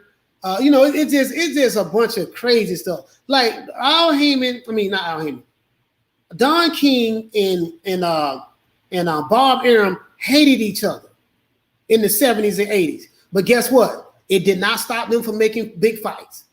We got Hagler, we got the Hearns, we got the Roberto Duran's, we got the who else we got? We got Roberto Duran's, Sugar Ray Leonard's. Hell, we got Tito Trinidad versus Oscar De La Hoya. You talking about Don King Promotions with Tito and De La Hoya with De La Hoya with Top Rank. We got a lot of fights. Hell, we got Julio Cesar Chavez versus Pernell Whitaker and De La Hoya and all that stuff there. We got those fights then. Now we can't get those fights anymore. And the crazy part about it, even though Don King and Bob Arum didn't really get along then, they put their egos to the side and made the fight. Right. It's crazy, man.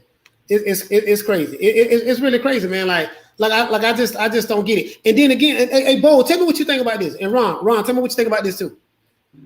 I say now again, I have no proof of it. I'm just being honest with you guys. I have no proof of it, but this is just how I feel. PBC had all of the heavyweight titles at one point in time, right?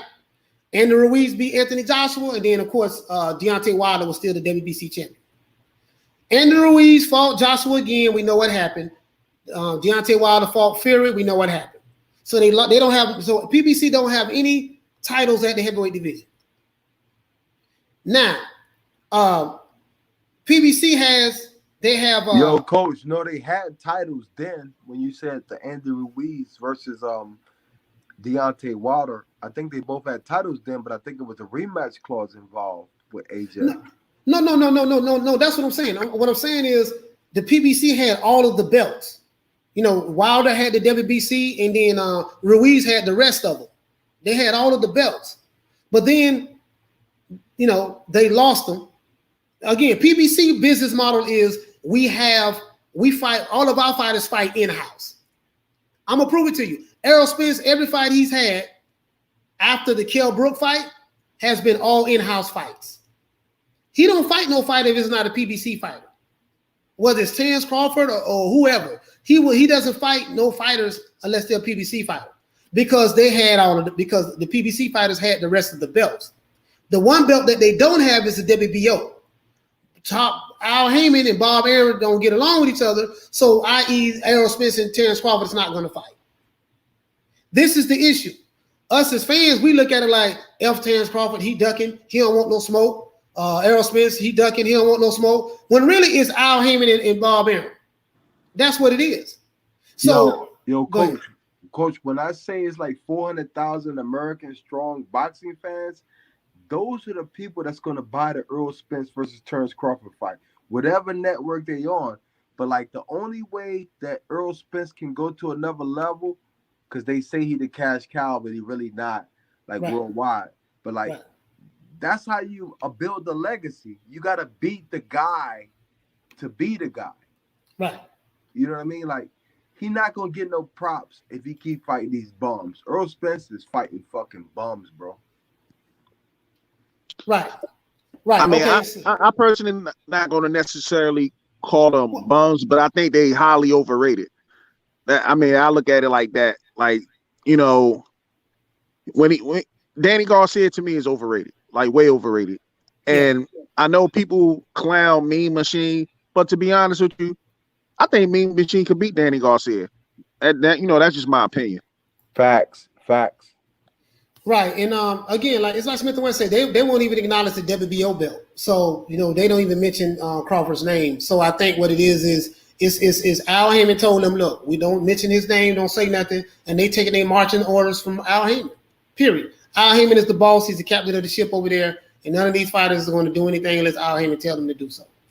So JR Boxing counterpunch, as Kurt would say. If you're going to tell me what Terence Crawford said, tell me what Errol Spence said. Errol Spence said that you need to get a belt. Errol Spence said that you're on the wrong side of the street. Errol Spence said that, hey, I'm going to go clean up my side of the street first. Why don't I fight Sean Porter first and get that belt? Errol Spence said that Crawford hasn't fought anybody. Errol Spence said that it's going to be 60-40. Errol Spence said that it's going to be 70-30. Errol Spence said it's going to be 80-20.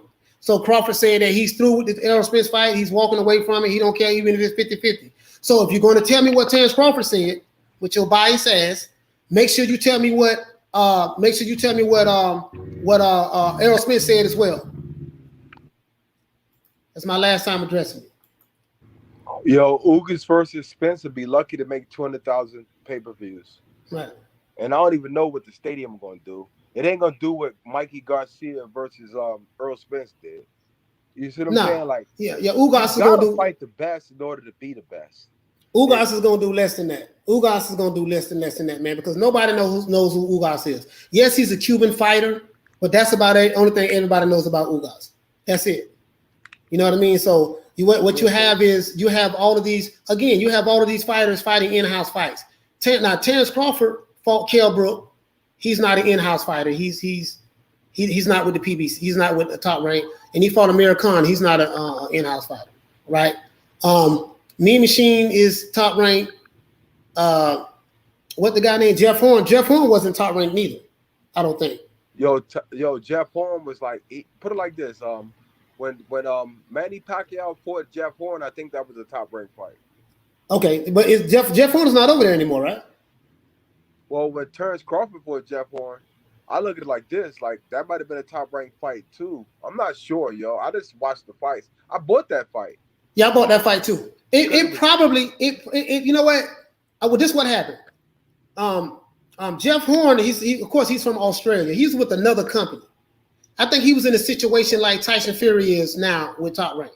So when he won the belt, I think he was supposed to fight Manny Pacquiao again or something, but he didn't. So Terrence Crawford moved up, and people say, well, why Terrence Crawford signed with Top Rank?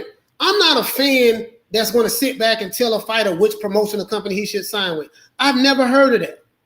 I never heard of fight fans telling fighters, why you signing with this promo company? Who gives a damn who he signed with? As long as we get the fights.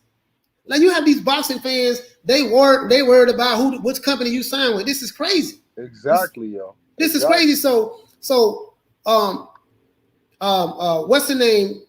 Jeff Horn had to fight Crawford because I think Bob Arum said, listen, I'm gonna promise you a championship fight. And he re-signed with Top Rank because Top Rank promised him I think Terrence Crawford, his fights, he's making like $4.2 million or $4.3 million a fight. Guaranteed. Yeah. Irregardless of whether the fight sells or not, he's getting guaranteed. So I can't get mad at this guy for taking a guaranteed money because you don't know what's going to happen, right? Is Terrence Crawford a draw? Of course he's not. I'm the first guy to say Terrence Crawford can't outside of Omaha, Nebraska, he can't draw any fights. But he can't draw flies to shit. But the reason why I say that is because Bob Arum has not really been promoting and building the guy up right. Yo, coach, if Terrence Crawford fought in the Barclays and on the East Coast, he can draw an audience, yo. Yeah, if he fought. I agree with that. I agree with that. If he fight in like New York, I believe he can do something. Again, I'm not saying that he's from a popularity standpoint, he's more popular than Errol Spence. I'm not saying that at all. Yes, he's not popular than Errol Spence. I give you that. But the fact of the matter is that, Bob Arum more than likely is probably sabotaging his career or whatever, doing whatever he's doing. You see what I'm saying? So I can't fault Terrence Crawford for signing with Top Rank because they're offering him more guaranteed money. He should have signed with PBC. All these pro PBC guys are talking like they know what the hell they're talking about. You have no idea what the PBC business model is. Me neither. And I'll follow PBC forever. You see what I'm saying? For you to sit back and say, well, he should, because these guys are PBC. I've never seen fans promote a company so much. The PBC has over 100 fighters on their roster. Out of those 100 fighters, over 100 fighters that they have, 90% of those fighters are starving. They making no goddamn money. Exactly. And I heard you do that stream when you mentioned that, because that's true. You got the main fighters like remember Leo Santa Cruz, like thanking Al Heyman. you got like a specific few, like maybe 8 or 7 or 6 of them that's making money. The rest of them are not making no fucking money. And this, I had Rapstar on yesterday from the UK. Rapstar arguing up, and he loves Al Heyman. Al Heyman is God. People pray to Al Heyman before they pray to God and all this stuff, yada, yada, yada, yada. And I'm like, what the fuck is this nigga talking about? You know what I mean? That's what I wanted to say yesterday. Rapstar, if you listening, that's what I wanted to say yesterday. I'm like, what the hell is this nigga talking about? Yo, we You know got to what I mean? do better as boxing fans in America. Like, we got to do better as boxing fans in America. Like, we can't keep like shunning out certain fighters. They calling Demetrius Andrade doo-doo. Like, that's just weak, bro. You got all these Spanish people and Mexican people who I love. We respect their fighters. Right. Like, why are we shitting on our own fighters because they want to fight the next man, yo?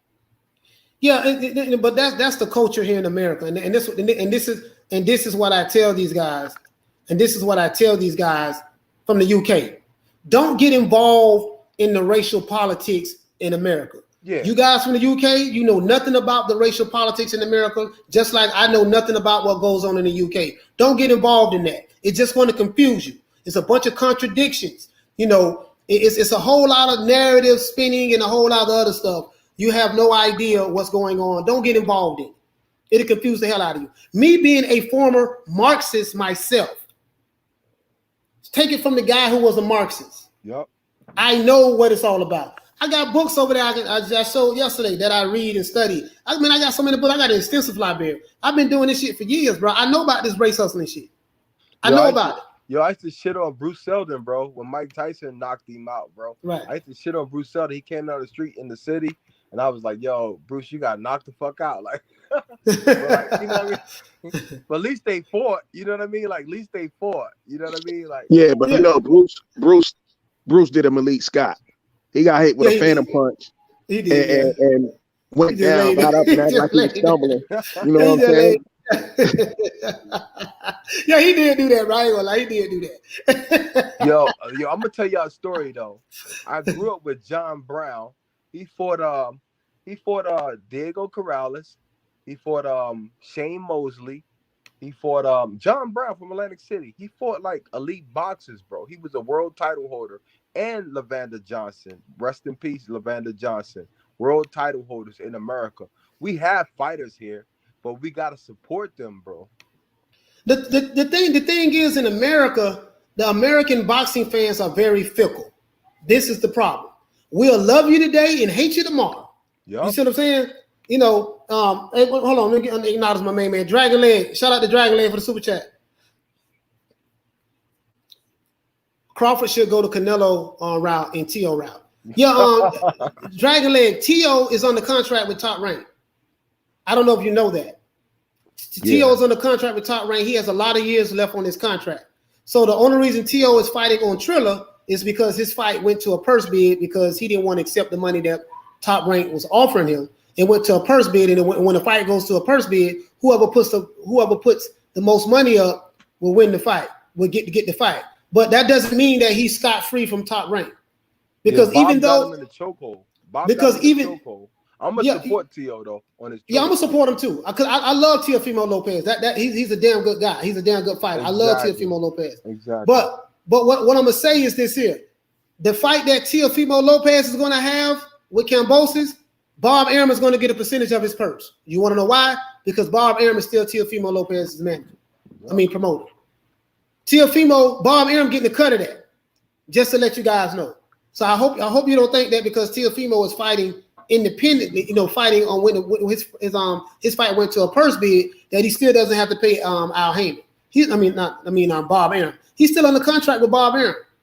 Yep. He can't go nowhere.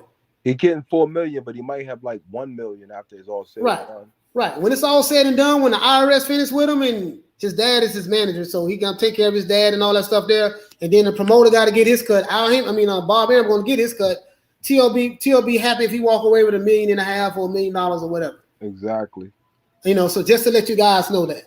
So yeah, T.O. is doing his thing, and I know that people never mention that. They like, well, you see what T.O. did? He left Bob Arum, and now he went. He doing his own thing. No, he didn't. He's still tied in. Trust me. Mikey Garcia told us all what happened with Bob Arum. Yeah. You know, Mikey Garcia was like locked in for like he couldn't even fight for like 2 years. Yeah, Mikey Garcia couldn't fight for 2 years, and he was going to court with Bob Arum. So that's what I was saying. So when guys say, well, Crawford should just leave, that's stupid as hell to do that when you got 5 months left on your contract, and he already seen, damn, this is what happened to Mikey Garcia. The same thing happened to Mikey Garcia can happen to me. I'm 33, going on 34 years old. I can't afford to be froze out for 2 years in the prime years of my life, and then if I try to come back to boxing, I'm done. Yo, I want Drunk Boxing to speak on that shit because that's the truth. After this Kambosos fight, he got a whole new level of like fucking struggle. Real talk. Yeah. And you know, Bob Arum keep grudges, so Bob gonna be like, okay, you know, what the Urge says, I admit that I call Andre Dudu, but it was only because he hasn't stepped up in a 50-50 fight yet. That man is 31 years old. If he fought better comp, I'll show him some more respect. Yeah, the counter argument to that, the Urge is this here. If the guy that you call Dudu Andrade is trying to fight the better competition and the better competition refuses to fight him, what is he supposed to do? Can you please answer that, sir? Say that shit to a man's face that he's Dudu. Real talk. Yeah, but the urge. Just answer that question for me, sir. You say that Andre needs to fight better competition. Andre is trying to fight Jamal Charlo. Jamal Charlo, which is the better competition, says that I don't want to fight you. Andre has tried to fight Triple G. Triple G says he has fought no one. I don't want to fight you. Andre has tried to fight Canelo when Canelo was at 160 pounds. Canelo had 3 belts. He needed to fight one more fighter in order to become undisputed middleweight champion of the world. A lot of people forget this. They're not talking about this. That one guy was Demetrius Andre. He had the WBO middleweight strap, the same strap that he has now when Canelo was there. Canelo didn't want to fight him. Canelo moved up. Now, I'm not saying that Canelo is afraid of Andrade. I'm not saying that. I'm just saying that that's what happened. I want to add one more, Coach. What's that? When Andre was the 154-pound champion, wasn't Canelo his mandatory? And Andre was pushing to fight Canelo then. At 154, At 154, Canelo didn't take the fight, and it wasn't until Andre got stripped of the title that Canelo decided to fight for that title that Andre held. Yeah, that's true. And he fought Liam Smith. That is true. That is true. That is true. Yo, I heard that today, family, and I don't follow it that close, but that is exactly what the fuck happened. You know what, man? I forgot all about that. I'm glad you brought that up to me on Bold. I had forgot all about that, fam. I forgot all about that. You're right. I forgot all about that, bro. Like, you just educate. I'm like, damn. When you said it, I'm like, damn, he did do that. Yo, I'll tell you about the GGG story though. He went to Dazin. He went over there. The what they call them? We're gonna call them new media. We're not gonna call them you, Coach, but we're gonna call them new media because, like, they went over there and they had this press conference for GGG, and they was not mentioning nobody's name, Charlo's name, Andre's name, because they wanted to make sure that GG had a free reign over there. And he fought Dominic Wade, bro. He fought fucking GG fought like bums, bro. The game is clout. Abel Sanchez told Stephen Rose. It's crazy, bro. Abel Sanchez told us that like black fighters don't sell. Yo, I remember all that. Yeah, Abel Sanchez did say that black fighters don't sell and all that stuff there. And this is when Dante's, because I used to follow Dante's Boxing Nation. He was talking about the racism in boxing. So when Abel Sanchez said that black fighters don't sell, I'm like, damn, you know what I mean? So Dante's Boxing Nation made a valid point. My thing is this here, you know, when you hold on, let me show you guys something. I gotta show you guys something. I'm the only one on YouTube doing it. Let me show you something. I got my book right over there. Hold on. Smash the like button, yo. New media today, USA Boxing. Let's get it.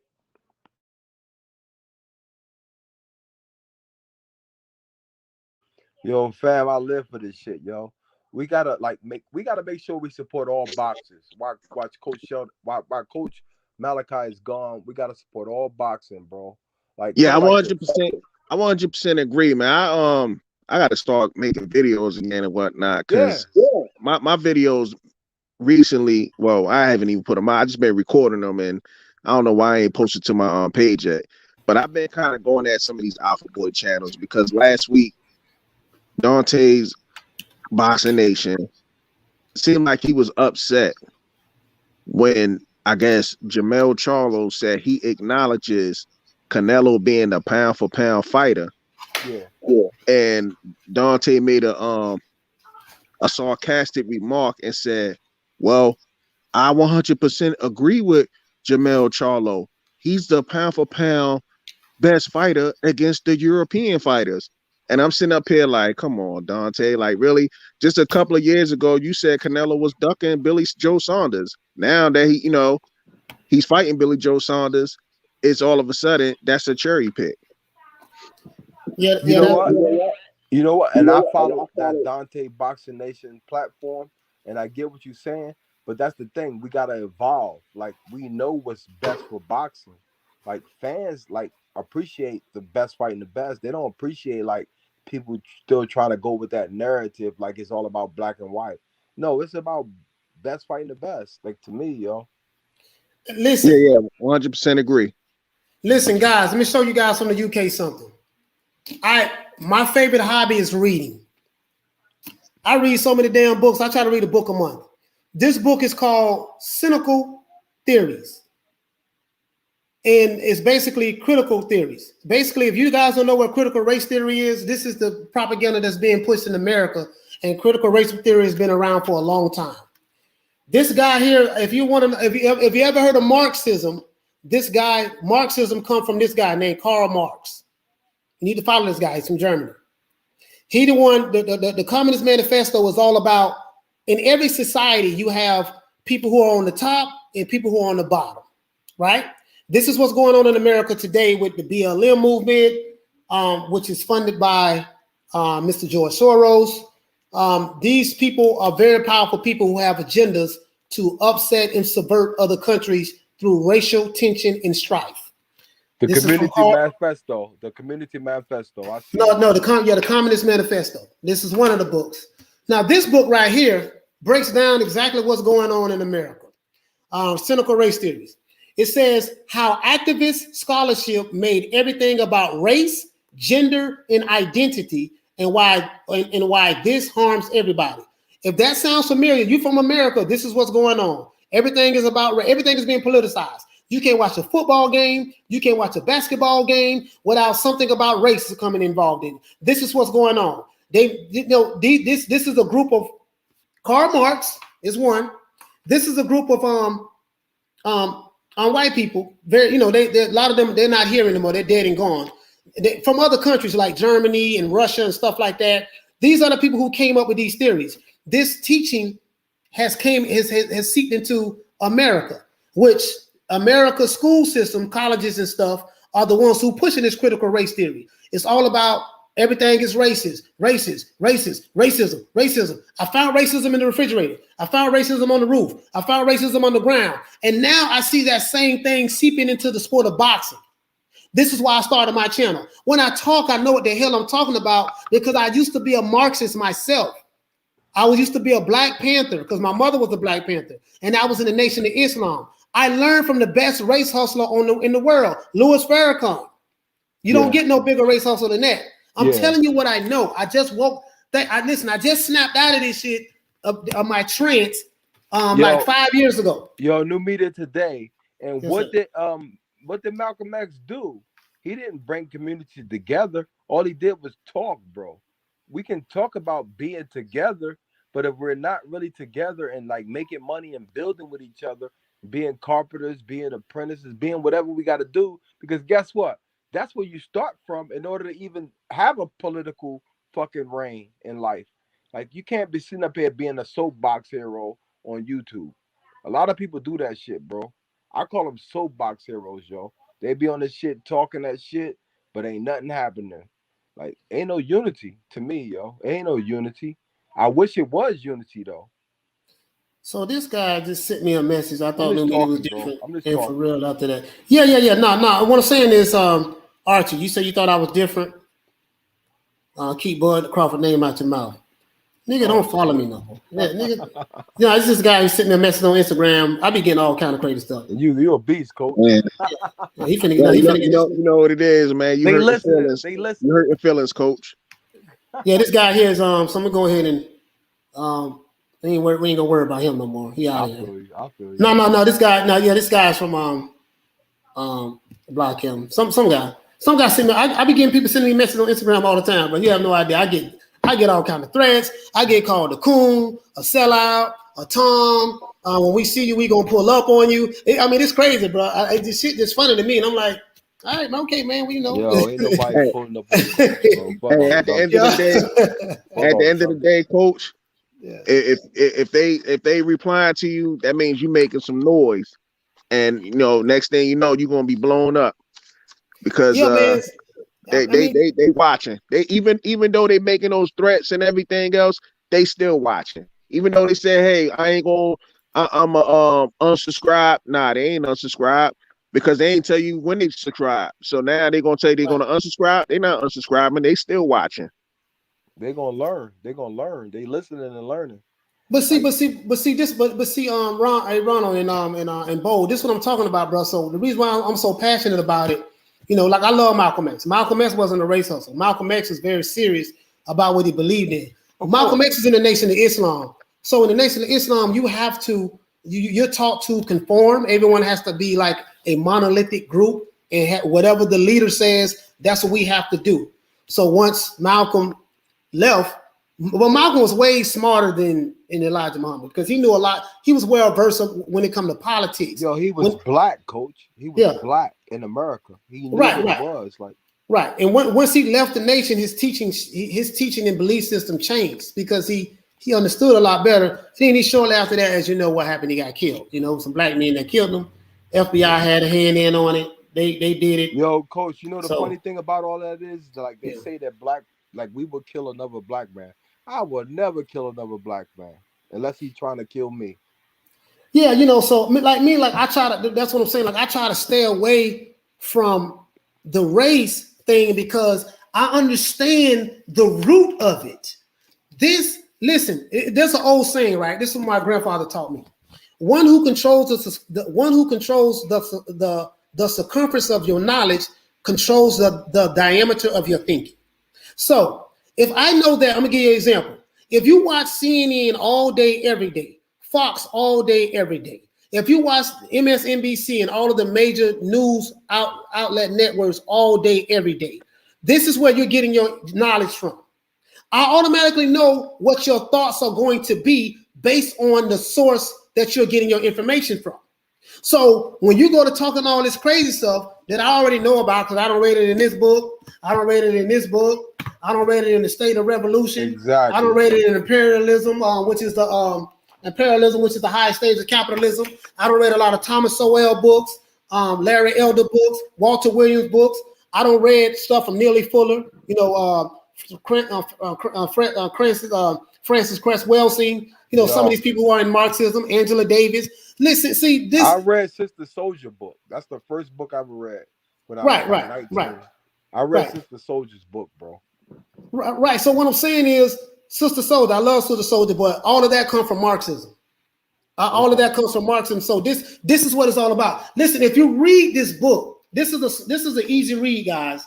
If you read this book, the Communist Manifesto, but if you most definitely read this book right here is called Cynical Theories. It's supposed to be critical race theories.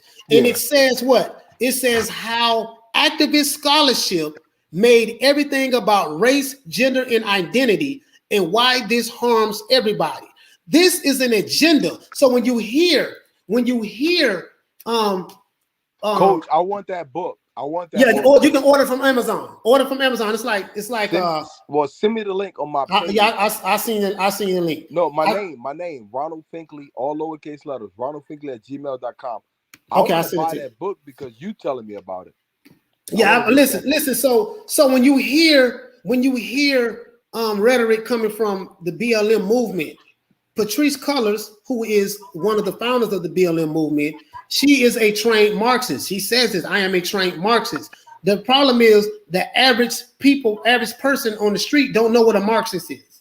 You see what I'm saying? Yeah. What she's telling you is, so when she tell me she's a trained Marxist, I said, well, how can you be pro-black when you get your information from a white man? Okay. Your whole belief system come from the very same people who you say are evil. Do you understand what I'm saying? That doesn't make sense. That doesn't make sense to me. So let me get this straight. You're saying white people are evil, but your teacher and your philosophy comes from the very same people that you say are evil. This is how I know it's bullshit. It's like building off of somebody who you hate. You building off of the person that you hate, and you feeding it to your own people. Is that what you saying? Like a Marxist is? Right. Basically what it is, Marxism is this. This is basically what it is. I mean, just to me try to sum it up. They in every society, they have always been groups of people who are on the bottom of the totem pole and people who are on the top of the totem pole. Yeah. The people on the bottom are always going to be upset, disgruntled. So basically what they do is they find out, okay, these people are down here are dissatisfied. So we come up with we're trying to destroy this country and bring it down to the level of where we can control everybody. The name of the game is to keep everybody divided. If I'm hating you because you're white, if I'm hating you because you're black, and yeah, you might be black like me, but if you don't think like me, to use an Uncle Tom or Coon or sellout, notice in the Black American culture, we big up all of the negative stereotypes, the real nigga shit, hustling, going to jail, shooting in the street, keeping it real. And if you are an intellectual who speak proper English, educated, you're a coon, sellout, Uncle Tom. So this is how you know the game. I'm finna sum it up for you guys, and we're gonna move on and talk about boxing.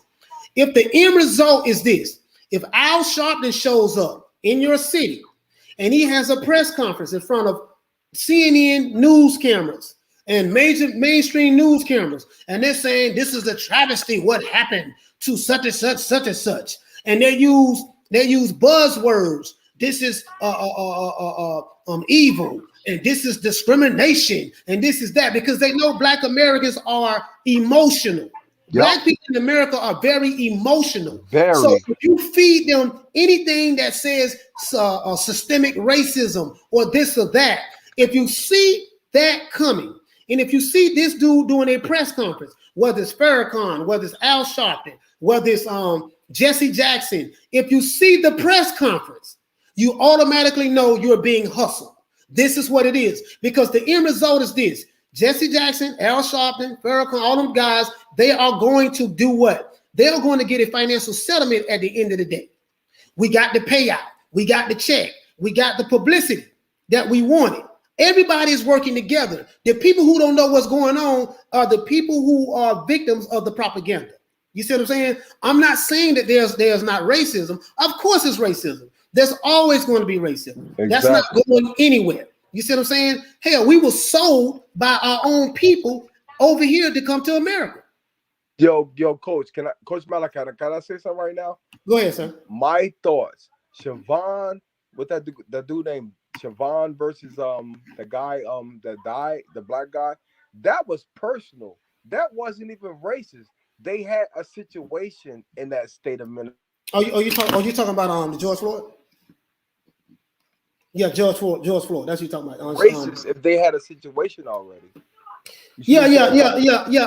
Like again, I'm not trying to. I get exactly what you're saying, but what I'm saying is, I just want to show you guys, when you hear those buzzwords, when you hear systemic racism, when you hear discrimination from these people who are working on white networks. This is the crazy part about it. See, I know the game. So let me get this straight. White people are racist, but you are married to a white man. Okay, white people are racist. Well, why are you on a white TV network telling us how racist white people are when the same people who you're saying racist are cutting you a check, writing you a check to get on TV and to tell other people how racist they are? That doesn't make sense to me. Okay, white people are racist. Okay, but how come you are working for this company, and this company? Like, you see what I'm saying? It's all game. It's all a con. It's all a hustle. They know that the people on the bottom, a lot of people on the bottom have low IQs.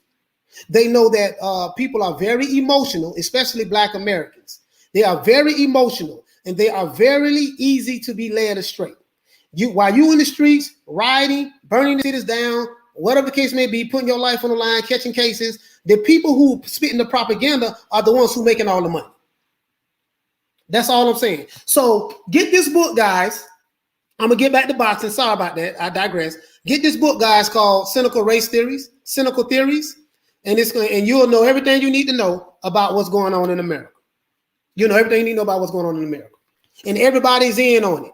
Everybody's in on it. Hey, Coach, I think Ronald backed out a little bit. I think probably looking for the link there.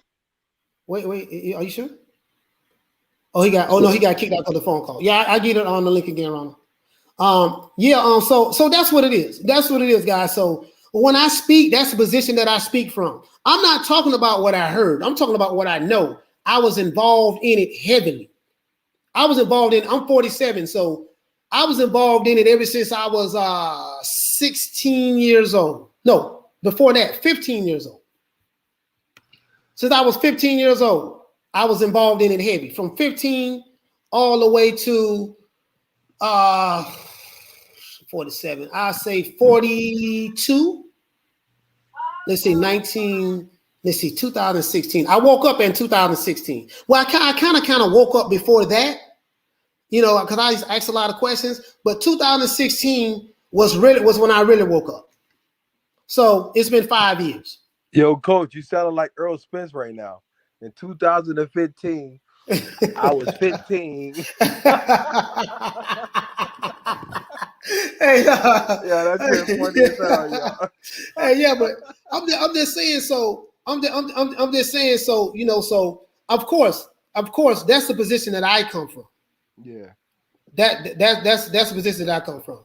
So what are your thoughts on Candace Owens and her outlook on in general? Corn Kid asked me that Candace Owens. I don't really follow Candace Owens, to be honest with you, bro. To be honest with you, I've heard of her. I don't agree with everything she says. There's some things I do agree with, but I don't really follow her like that. I try to stay out of all that shit, man. Yeah, because it all comes from this. This is what I'm saying. And I'm getting that book. You got to send me that link. It all comes from this. Read this book, and you'll understand You'll understand what's going on. Well, I already understand it, Coach. But that book might make me really have like a mature understanding of like, why are we fighting with each other? You see what I'm saying? Like, I hate that shit, bro. Well, we're fighting from each other because we're being programmed to fight from each other. This is what I'm saying. I mean, we're being programmed. We have been conditioned. You got to understand. Social media, you're being programmed. Yeah. Mainstream television, you're being programmed. Hollywood celebrities, entertainers, you're being programmed. You are being programmed 24 hours a day, 7 days a week, and you don't even realize it. This is what's going on. This has seeped into the sport of boxing. This is what made me start my YouTube channel in January. When I said, I'm tired of Dante talking about this racial shit. Every time I turn around, he's talking about race this, race that, racist, race that. Oh, it's racism, this and that. Every time I turn around, and then when I'm looking at these other channels, I see Blue talking about it. I see Fanon talking about it. And I understand, this is critical race theory seeping into the sport of boxing. I know what it is. So I said, I'm going to go ahead. But Coach, I mean, it's always been racism in boxing. Like, race sells, you know what I'm saying? They've been hopping on that train because, to be honest, it's a hustle. It's a real hustle. And just like I be looking at some of these channels, you got some black men out there, they quick to want to disrespect black women in any kind of way just to make a buck. Exactly. And to me, just the biggest hustle out there. So everybody gonna throw race into everything. Right. And then one more thing before we get back to boxing. Race is big business. Race is big business. That's what you guys got to understand. If I can interject something racial into a situation and I am a leader in that position, race is big business. So it's a hustle. That's all it is. If a black person get killed by a black person, you won't hear nothing on the media. If a black person get killed by a white person, it's everywhere. Yep. So we pick and choose which stories we want to cover to fit a certain narrative in order to get a certain reaction. So it's called problem, reaction, solution. We create a problem. We watch the reaction from the problem that we created from the people, and then we come with the solution to the problem that we created in the first place. That's what it's all about. You're being played. All the dumb people follow. They follow that. You're being well. Most people. I hate to say it, but most people around the world have low IQs. A lot of people do. Yep. You see what I'm saying? Those who know are come far and few. Those who don't know, there are many of them. So in society, you will have guys. In society, we look at the good guys as the bad guy. The person who is the good person, we'll tear them down. And the person who's the bad person, we'll big them up. But we don't know. Yo. You know, it's like they say, when there's a war, the truth is always the first casualty of war. Yo, you find out later on down the line Coach, what the truth is. Coach, you just said it right there. All of the people that are innocent, we already like ostracized them. Like, right. To me, that made a lot of sense because you don't know what's going on unless you're actually there. I don't follow people because they try to say that it's racist.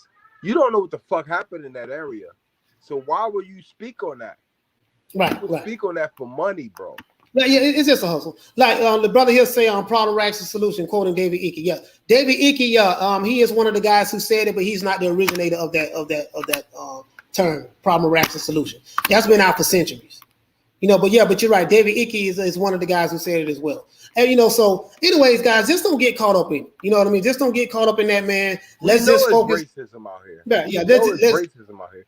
But like, that's not your whole life, yo. That's not your whole life. You have all kind of isms, communism, classism. A lot of stuff that's going on is classism, but the people don't say classism. They say it's racism. It's not racism. It's classism. You know what I mean? I'm gonna tell you guys what woke me up. This is a true story. What really woke me up was 2016. Right, I had a 780 credit score. I had a 780 credit score with Equifax. I had a 793 credit score with TransUnion, and with Experian, I had a 774 credit score. Coach, you need to come up here and buy some houses, bro. Hold on, I'm finna tell you something. Hold on. I'm finna tell you something. All this time, I was told that, you know, white people can get a loan, you know, because they're white, and black people, they can't get no loan. They ain't gonna do nothing for us. That's the problem.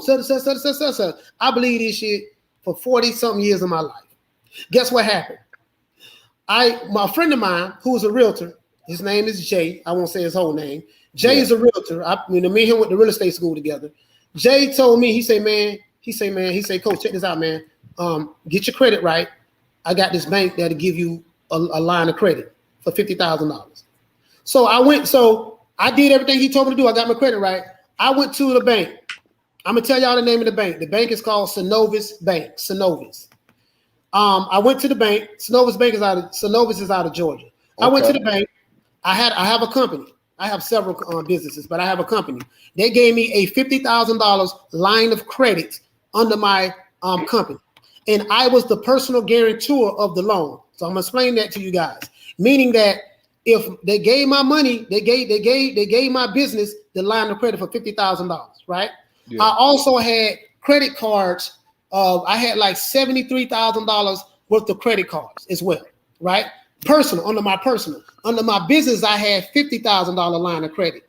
When they gave me that, and then I was sitting there, and so they said, okay, Mr. Williams, is there anything else you would like to do? How much would you like to draw? Would you like to draw out all of the money? Now we can put it in your account. I was shaking like booty meat. Yo, you're a smart man, bro. Hold on, I'm finna tell you something. I said, damn, what the hell? Wait a minute, this is going totally against what I was taught. I was taught that because I was black, I couldn't get a loan, a line of credit. That's what I was taught. Yo. Wait a minute. Exactly. Don Lemon told me that the racists won't allow me to get this money. But you got propaganda out here. Hold on. You ain't shit. Hold on. So this is what I was taught, right? Man, them people gave me a $50,000 line of credit. So they said, what are you okay? I said, yeah, see, how much you want? I said, give me, let me get 10,000. Put 7,000 in the bank and let me get 10,000, put 7,000 in the bank and let me take 3,000 myself. They said, okay. They said, that's all you want? Now, then I realized I had some property that I was trying to buy. So I needed more money. So the moral of the story is this. I didn't get that loan because of my skin color. These was white people who gave me this loan, the bank. They didn't say, oh, you know what, you're a nigga, you black, you can't get no money. Facts. Because if a white person would have came in there and had a 300 credit score, his ass wouldn't have got the line of credit. They gave my black ass the line of credit. You want to know why? Because I had a 780 credit score. I had perfect credit. It was not based on my skin color. It was based on my credit score. You see what I'm saying? But I was taught all of my life that I could never get. So all of these, and there are people in America right now who believe this foolishness. It was based on your business. It was based on like who you were, like your credit score. It was based on what you could possibly do for the bank because they respected you as a high credit score person. It wasn't black or white.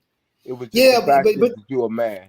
But Marxism teaches you different. Marxism teaches you this is what I'm trying to tell you guys. It's a hustle. So when I see the alphabet boy community talking about this stuff, I know that it is foolishness. I know that it is a joke. Do you understand what I'm saying? I am the only guy on YouTube that has really went deep dive into this in the sport of boxing. You know what I mean? You like can't to the degree. thrive on poverty. You can't thrive on poverty. You see what I'm saying? So Jack, what you say, fam? You say, coach, genuine question. Is there such thing as black privilege, the same as white privilege variety, just in case rich, poor people? Yeah, basically, privilege comes with your socioeconomic status in your country. So a perfect example, LeBron James has privilege. You want to know why? Because he's rich. He is a human commodity. Filthy, you know what I mean? rich. He's 6'8", 9 inches tall. He's a basketball player. He has all kind of endorsements from white corporations who are supposed to be people though. You see what I'm saying? People though. Yeah. I'm just saying. But what I'm trying to tell you is, everything is not about racism. It's classism. You have black elites just like you have white elites. The black elites don't give a damn about the blacks on the bottom. They'll come on TV and talk that talk. They'll send a little money in charity, make sure some kids in the urban city get some computers or basketballs. Yeah. But that's about as far as it goes. Once you understand classism, in America, it's more so classism than racism. It's still an ism, like you have fascism, communism, colonialism. You have racism. You moneyism. Have, moneyism. It's still an ism, but the people on the bottom have been programmed and propagandized that classism is racism, and it's coming from the same people who are privileged themselves. Oprah Winfrey is privileged. LeBron James is privileged. Those people are not going to go through what somebody like me and you are going to go through. You want to know why? Because they so high on the totem pole that certain things that's going to happen to Pookie, Ray Ray, Laquita, and Shaniqua in the street is not going to happen to them. So they are privileged. They're not going to see that. They're not going to see that. They are privileged. This is facts. This is facts. You see what I'm saying? If you have money, like, I'm gonna give you a perfect example. I live in the suburbs. I don't live in the hood. I live in the suburbs, right? So people who talk all this foolishness, they live in the suburbs. They talk like, I'm down with my people. We need to do this and do that. Okay, why you ain't got no house in the hood then? Because you want to know why they don't have a house in the hood? Because they take their ass in the hood, they got to worry about getting shot, worry about getting robbed, worry about their kids maybe getting kidnapped and all that stuff. So let's be honest. That's anywhere in the world. Yo. Whether it's in the UK, whether it's on the continent of Africa, whether it's throughout the Caribbean, you have the have and the have-nots. This has always been this way since the beginning of time. There's nothing that's going to change that. You're always going to have people who have money. Go ahead. Coach, I'm the same way. I might live in like the outskirts of like the city, but when I go to the city, my brothers kind of make me shook a little bit. They kind of make me shook a little bit. I'm going to keep it real because I know how they think, bro. They think like these niggas on YouTube, yo. And I love everybody, but they don't want to go out and grind in the morning. They don't want to go out and like, let's just get this money. They don't want to go out and paint. They don't want to go out and fucking do nothing. And I got my own business. I look at this shit. It's like, it's a setup, yo. We hate each other, bro. Right. But we've been listening. But what I'm saying is, it's happening to white people. It's happening to Latino people. Listen, everybody's being played against each other. This is how these politicians stay in power. Their job is to keep us divided. As long as we are bickering, fighting amongst each other, talking about race this, race that, yada, yada, yada, yada, yada, the guys up top going to stay in power. This is what it's all about, guys. This is what it's all about, period. And a lot of people have been uneducated, like me, myself. I was a fool at one point. I'm just being honest with you guys. I was a fool at one point in my life. I just woke up 5 years ago. So that tells you I'm 47, 42 years of my life, I was a damn fool. Nah, you wasn't a fool, coach. You was just a positive person trying to understand like what the fuck is going on, just like me, yo. You see what I'm saying? So I just want to let you guys know that. So this is why I go so hard against the race bait. You know what I mean? Because I detest it. I can't stand it because I know I got friends who lost their lives believing this shit. My grandfather died. He believed this to his deathbed. I got a lot of guys that I know who are in jail doing life in prison right now. So I know what I'm talking about. I'm telling you about my experiences. I'm not telling you what I heard or even more so what I read in the book. I read the books to understand that where it comes from, right? The authors of this confusion that we are dealing with. But the fact of the matter is, you have people who believe this stuff and they act on it. And then when consequences come, meaning you may get killed, it's time to go in front of a judge and you get them 20, 30, 40 years. You see what I'm saying? And then the people who up top who convince you it is, they move on to the next. While they convince you to go burn down the city, your ass going to jail getting shot and killed for burning down your own goddamn community. They sit back laughing like, okay, we don't make some more money. Let's see where else we can cause death and destruction in. Because the people who you're supposed to be riding for, supporting, you're tearing down those very same neighborhoods. You see what I'm saying? It's all a con. They've been doing this shit before we was born. Bro, this shit been going down before me and you was born. And when we died, it's still gonna be here. Well, my thing is too, Coach. We can't just say it's only black people tearing down the black community because it's a lot of people participating in that. Yeah, no, I'm not saying it. I'm not saying it's just black people. I'm saying how all of us getting played. Black people, white people, Latino people, Asian people, all of us are getting played around the world by these powerful entities. They are pitting all of us against each other. I'm from America. I'm banging on people from the UK.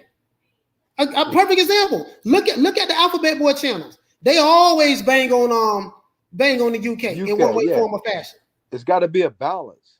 Like people need to understand. Like we're not against nobody, but people have an opinion. But you don't call them racist. You just disagree with them, but you also have to keep having a dialogue with them people because guess what? They might buy the fight that you want to see. So my whole thing is this here. Like when people are I would love to debate Dante's Boxing Nation. He's a good person, yo. Yeah, he's a good guy. He's a good guy. Blue is a good guy. But I just want to let them know I see the game. The only thing with Dante Boxing Nation is that this dude will give you some outlandish analogies. And I notice he does that on his when he be doing his little hustle on his videos. I mean, I watch his videos, but then when he start, doing the race baiting, and then he make these outlandish analogies, I'll be sitting up here and I'll be like, dude, like that has nothing to do with the whole topic of the whole, video. It has nothing to do with it. It has nothing to do with it at all. Like perfect example. I'm gonna give you guys a perfect example. Canelo, as you know, Canelo beat Billy Joe Saunders. Hold on.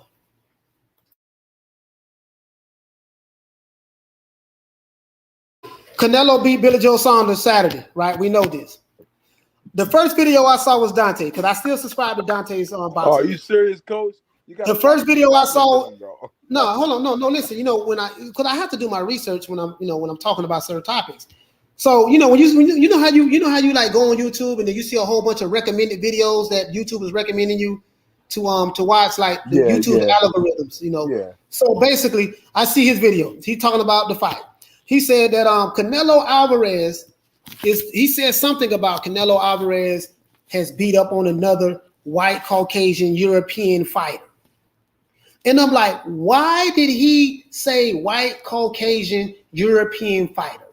And then he says Canelo seems to be, he only wants to fight white Caucasian European fighters. And when it comes to the black fighters, I said, oh, here you go. All of these are buzzwords that he knows is going to get a reaction from his base. Yep. And you know what, Coach? 2 years ago, you know what he said? he said Canelo was ducking Billy Joe Saunders. This was 2 years ago. Right. Now all of a sudden, Billy Joe Saunders is nothing but a cherry pick. Right. Yeah, the narrative changed. The narrative would change based on if it doesn't support what I'm saying, I'm gonna change the narrative.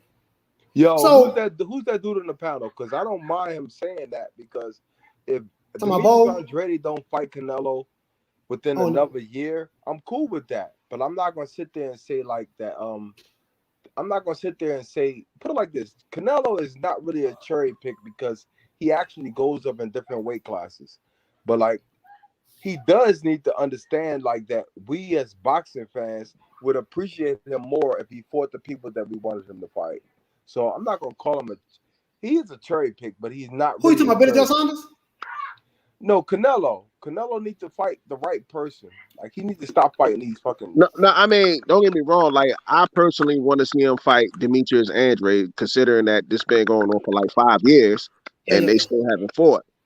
But at the end of the day, we can't say Billy Joe Saunders is a cherry pick. I mean, the dude got skills. You know what I'm saying? Billy Joe was no cherry pick. Yeah, Billy Joe was a good fighter. It's just that the problem is Canelo is in his prime right now. Of course, I want to see Canelo fight Charlo. I want to see Canelo fight Andrade. I want to see Canelo fight.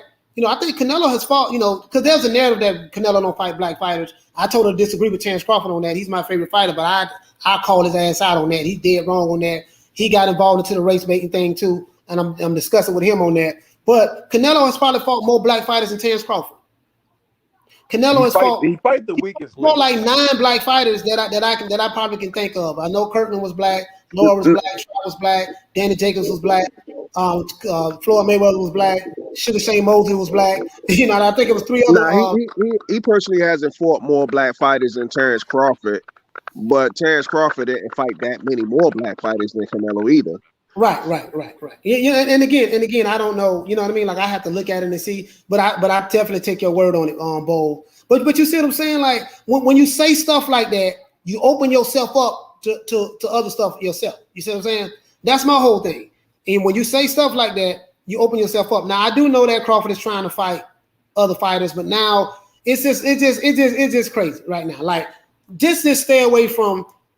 I just like to keep it strictly boxing. So when I talk, that is the perspective that I try to come with.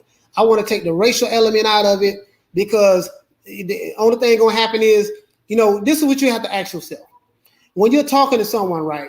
Are they trying to appeal to your emotions, or are they trying to appeal to your intellect? You see what I'm saying? When they use buzzwords to get an emotional reaction from you, they are trying to appeal to your emotions. When you talk to me, you're going to have to try to appeal to my intellect. That's what I listen for. I'm a real good listener. I listen to words very well. So when I hear certain words, I say, okay, he's trying to appeal to my emotions. He's trying to get an emotional reaction out of me. So I know where he's coming from. And I can diffuse it because, again, one who controls the circumference of your knowledge controls the diameter of your thinking. So I automatically know where he got it from, where it's coming from. I know how to diffuse it. I was on a debate team not in college, but in high school. So I know, like, that's why I say, man, these guys, they'll be easy work for me to debate. They'll be easy work for me because I know where they're coming from. They're coming from this. They're coming from this. I know where they're coming from. So I know how to diffuse it. Now, I'm not going to get them to agree with me, because I know when you're dealing from the realm of emotion, right now, there's no reasoning with an emotional person. My thing too is Floyd Mayweather got criticized for not giving black fighters the opportunity or whatever. That was the rumor that was going around when Floyd Mayweather was on top. Because the people was criticizing him, saying, "Why he's fighting all these Mexicans? Why won't he give, Keith Thurman a shot? Why won't he give this, some other black fighters?" So I mean, I don't know, man.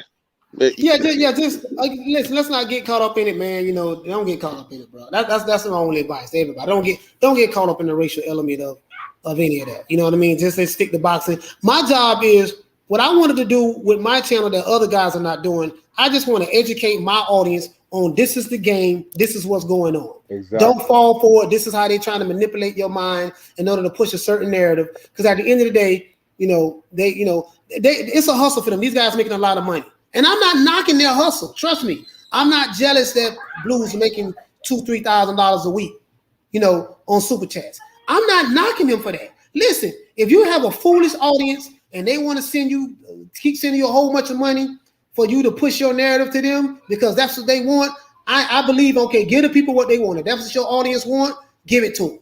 Feed them. Give them what they want because this is the way that you're feeding your family. I'm not knocking him for that. But, yo, Coach, it's a new day, bro. Yeah. We're going to keep this shit real. Like, I love this boxing shit, and your mind is what's important. Fuck everybody else's mind. Do you every fucking day of the week. Right, and that's what I'm gonna do. I can't be like nobody else. You see what I'm saying? So, Peter Reeves said, "Coach, winners don't get sympathy. Canelo is getting from fans what Floyd went through at the time. Soon people will watch Canelo to get beat. Yeah, people. There are a lot of people want to see him get beat. As you can see, the Alphabet Boys were saying that Billy Joe Saunders was going to do it. Hey, I said that Billy Joe Saunders was going to pull off the upset. So now I wasn't hating on Canelo. I acknowledge that Canelo is pound for pound the best fighter in the world. Bo told me, man, Coach, you're gonna lose your money. A lot of people told me I'm gonna lose money. I said, but I'm just gonna give Billy Joe a shot because didn't nobody else believe in him, and then I was going with the odds. Yo, you tripped me out with that bet, yo. Hey, but listen, the odds. I got punch drunk boxing though when he went for Rosario over Jamel, yo. Listen, Bo, check this out, man. 450 was the comeback. You can't make no money betting on Canelo. You smart. You was like thinking like the long I'm looking at the odds. Like I ain't looking at who the fighter is. I'm like, okay, yeah. Damn, if he can pull off an upset, it's a possibility. You know what I mean? And then again, let me tell you something, guys. Only bet what you can stand to lose. Yep. If you bet what you can stand to lose, it won't hurt you if you lose it. You see what I'm saying? Yo, I'm gonna be on Raw Boxing TV tonight. I gotta address the Canelo fans, bro. I hope you come over there, Coach Malachi. What is it? New Media Today, USA. Yo, dog, Raw Boxing TV is like the medium for like how we don't disrespect Canelo, but we want him to fight somebody, bro. So I'm gonna be on Raw Boxing TV tonight. I hope you show up, Coach. That's on the YouTube? Yeah, it's on YouTube. Raw Boxing TV. I'm looking it up right now. That's Punch Drunk Boxing, boy. Oh, that's Punch Drunk? Oh, okay. Yeah. That's his buddy. Oh. They cool. And Raw I don't Boxing want to TV. get no shit with the Canelo fans, but like we want to make sure that they understand like we are boxing fans and we're not going to sit up here and act like Demetrius Andretti's a bitch, bro. Yeah. This is the thing, man. I don't understand what some of the Canelo, diehard fans, right? They clown Demetrius Andre, right? But Edgar Berlanga was at that fight, and he was sitting up there saying how the Canelo fans was like, "Yeah, man, we want you and Canelo to get it on." Now Berlanga just had his first 8-round fight. Mm-hmm. Yep. And they already talking about they want him to fight Canelo. Like this dude is still a prospect. Yeah, like, I saw that. I don't even understand this, man. Yo, that was a good fight though. Berlanga versus who was it? What the fuck was that dude name? Yeah, he Ronald I forgot his name.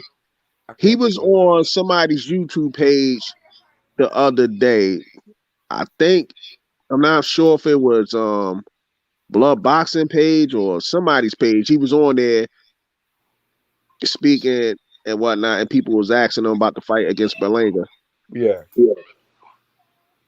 I don't, it's crazy, man. Like as long as we get the fights that we want to see, fam, that's all I care about.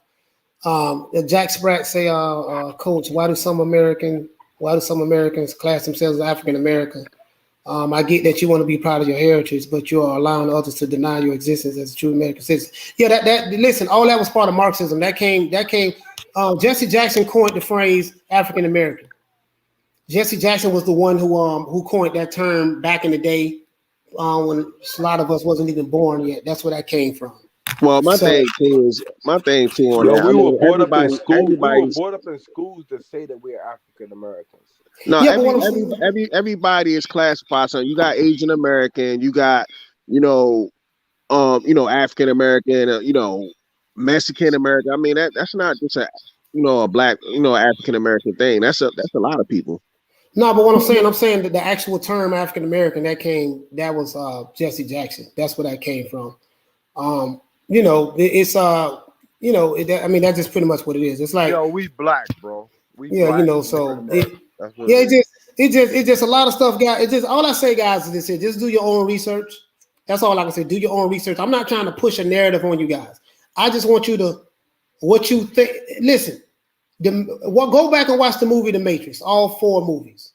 The Matrix is a perfect example of what's going on. We are in the Matrix. That's what's going on. Yo, Coach, I want that book, bro. I need that book. Yeah. Hold on. What's your email again? It's my name, Ronald Finkley, all lowercase letters. Ronald Finkley @gmail.com. My name is my life, yo. Okay, I got you. I've always been the same person on all Ronald this shit, yo. Finkley @gmail.com. FINKLEY. Yeah, I got it. At gmail.com. I want that book, yo, because that seemed like it's on Amazon for this summer. Hey, listen, Amazon got so much money for me, bro. Like they get all my money. I love Amazon. I feel you, bro. Don't lie, my daughter be having me buying wigs off that motherfucker. My daughter, I be mad as hell. Man, listen, bro. Listen, I'm telling you, man. But listen, check this out, guys. We've been rocking almost 4 hours, man. We're gonna go ahead and sign out. I want to give a shout out to everybody in the chat, fam. My main man Charlo. Shout out to my brother Bo. Shout out to my brother Ronald Finkley, man. We're gonna ring the Ali bell. Appreciate you, Coach. You have no idea how much we appreciate you, bro. Man, I really appreciate that, man. I really appreciate that. Shout out to Corn Kid. Shout out to Yui. You know what I mean? Just shout out to everybody in the chat, man. The Urge, what's going on, fam? James Burrell, Jack Spratt. Shout out to you, fam. William, what's going on, fam? Lisa Bells, who was there earlier. My sister Carmen Serene, who was there earlier. My brother Shelton Moore, who was here. And just my brother Charlo. Charlo, what's going on, fam? Everybody in the chat, man. Brush your fresh air. New Media Today, USA. Yeah, I really appreciate that, man. I rock with y'all, man. I know that I can be hard at times. I know that I'm very passionate. But understand, I'm coming from a good place. You see what I'm saying? I'm coming from a good place. So just understand that. But listen, I got love for everybody in the chat, man. Other than that, man, we're going to sign out. This is our boy, Coach Malachi Williams, represent for New Media Today, USA Boxing. And peace. Man, I'm out of here, bro. Let's go.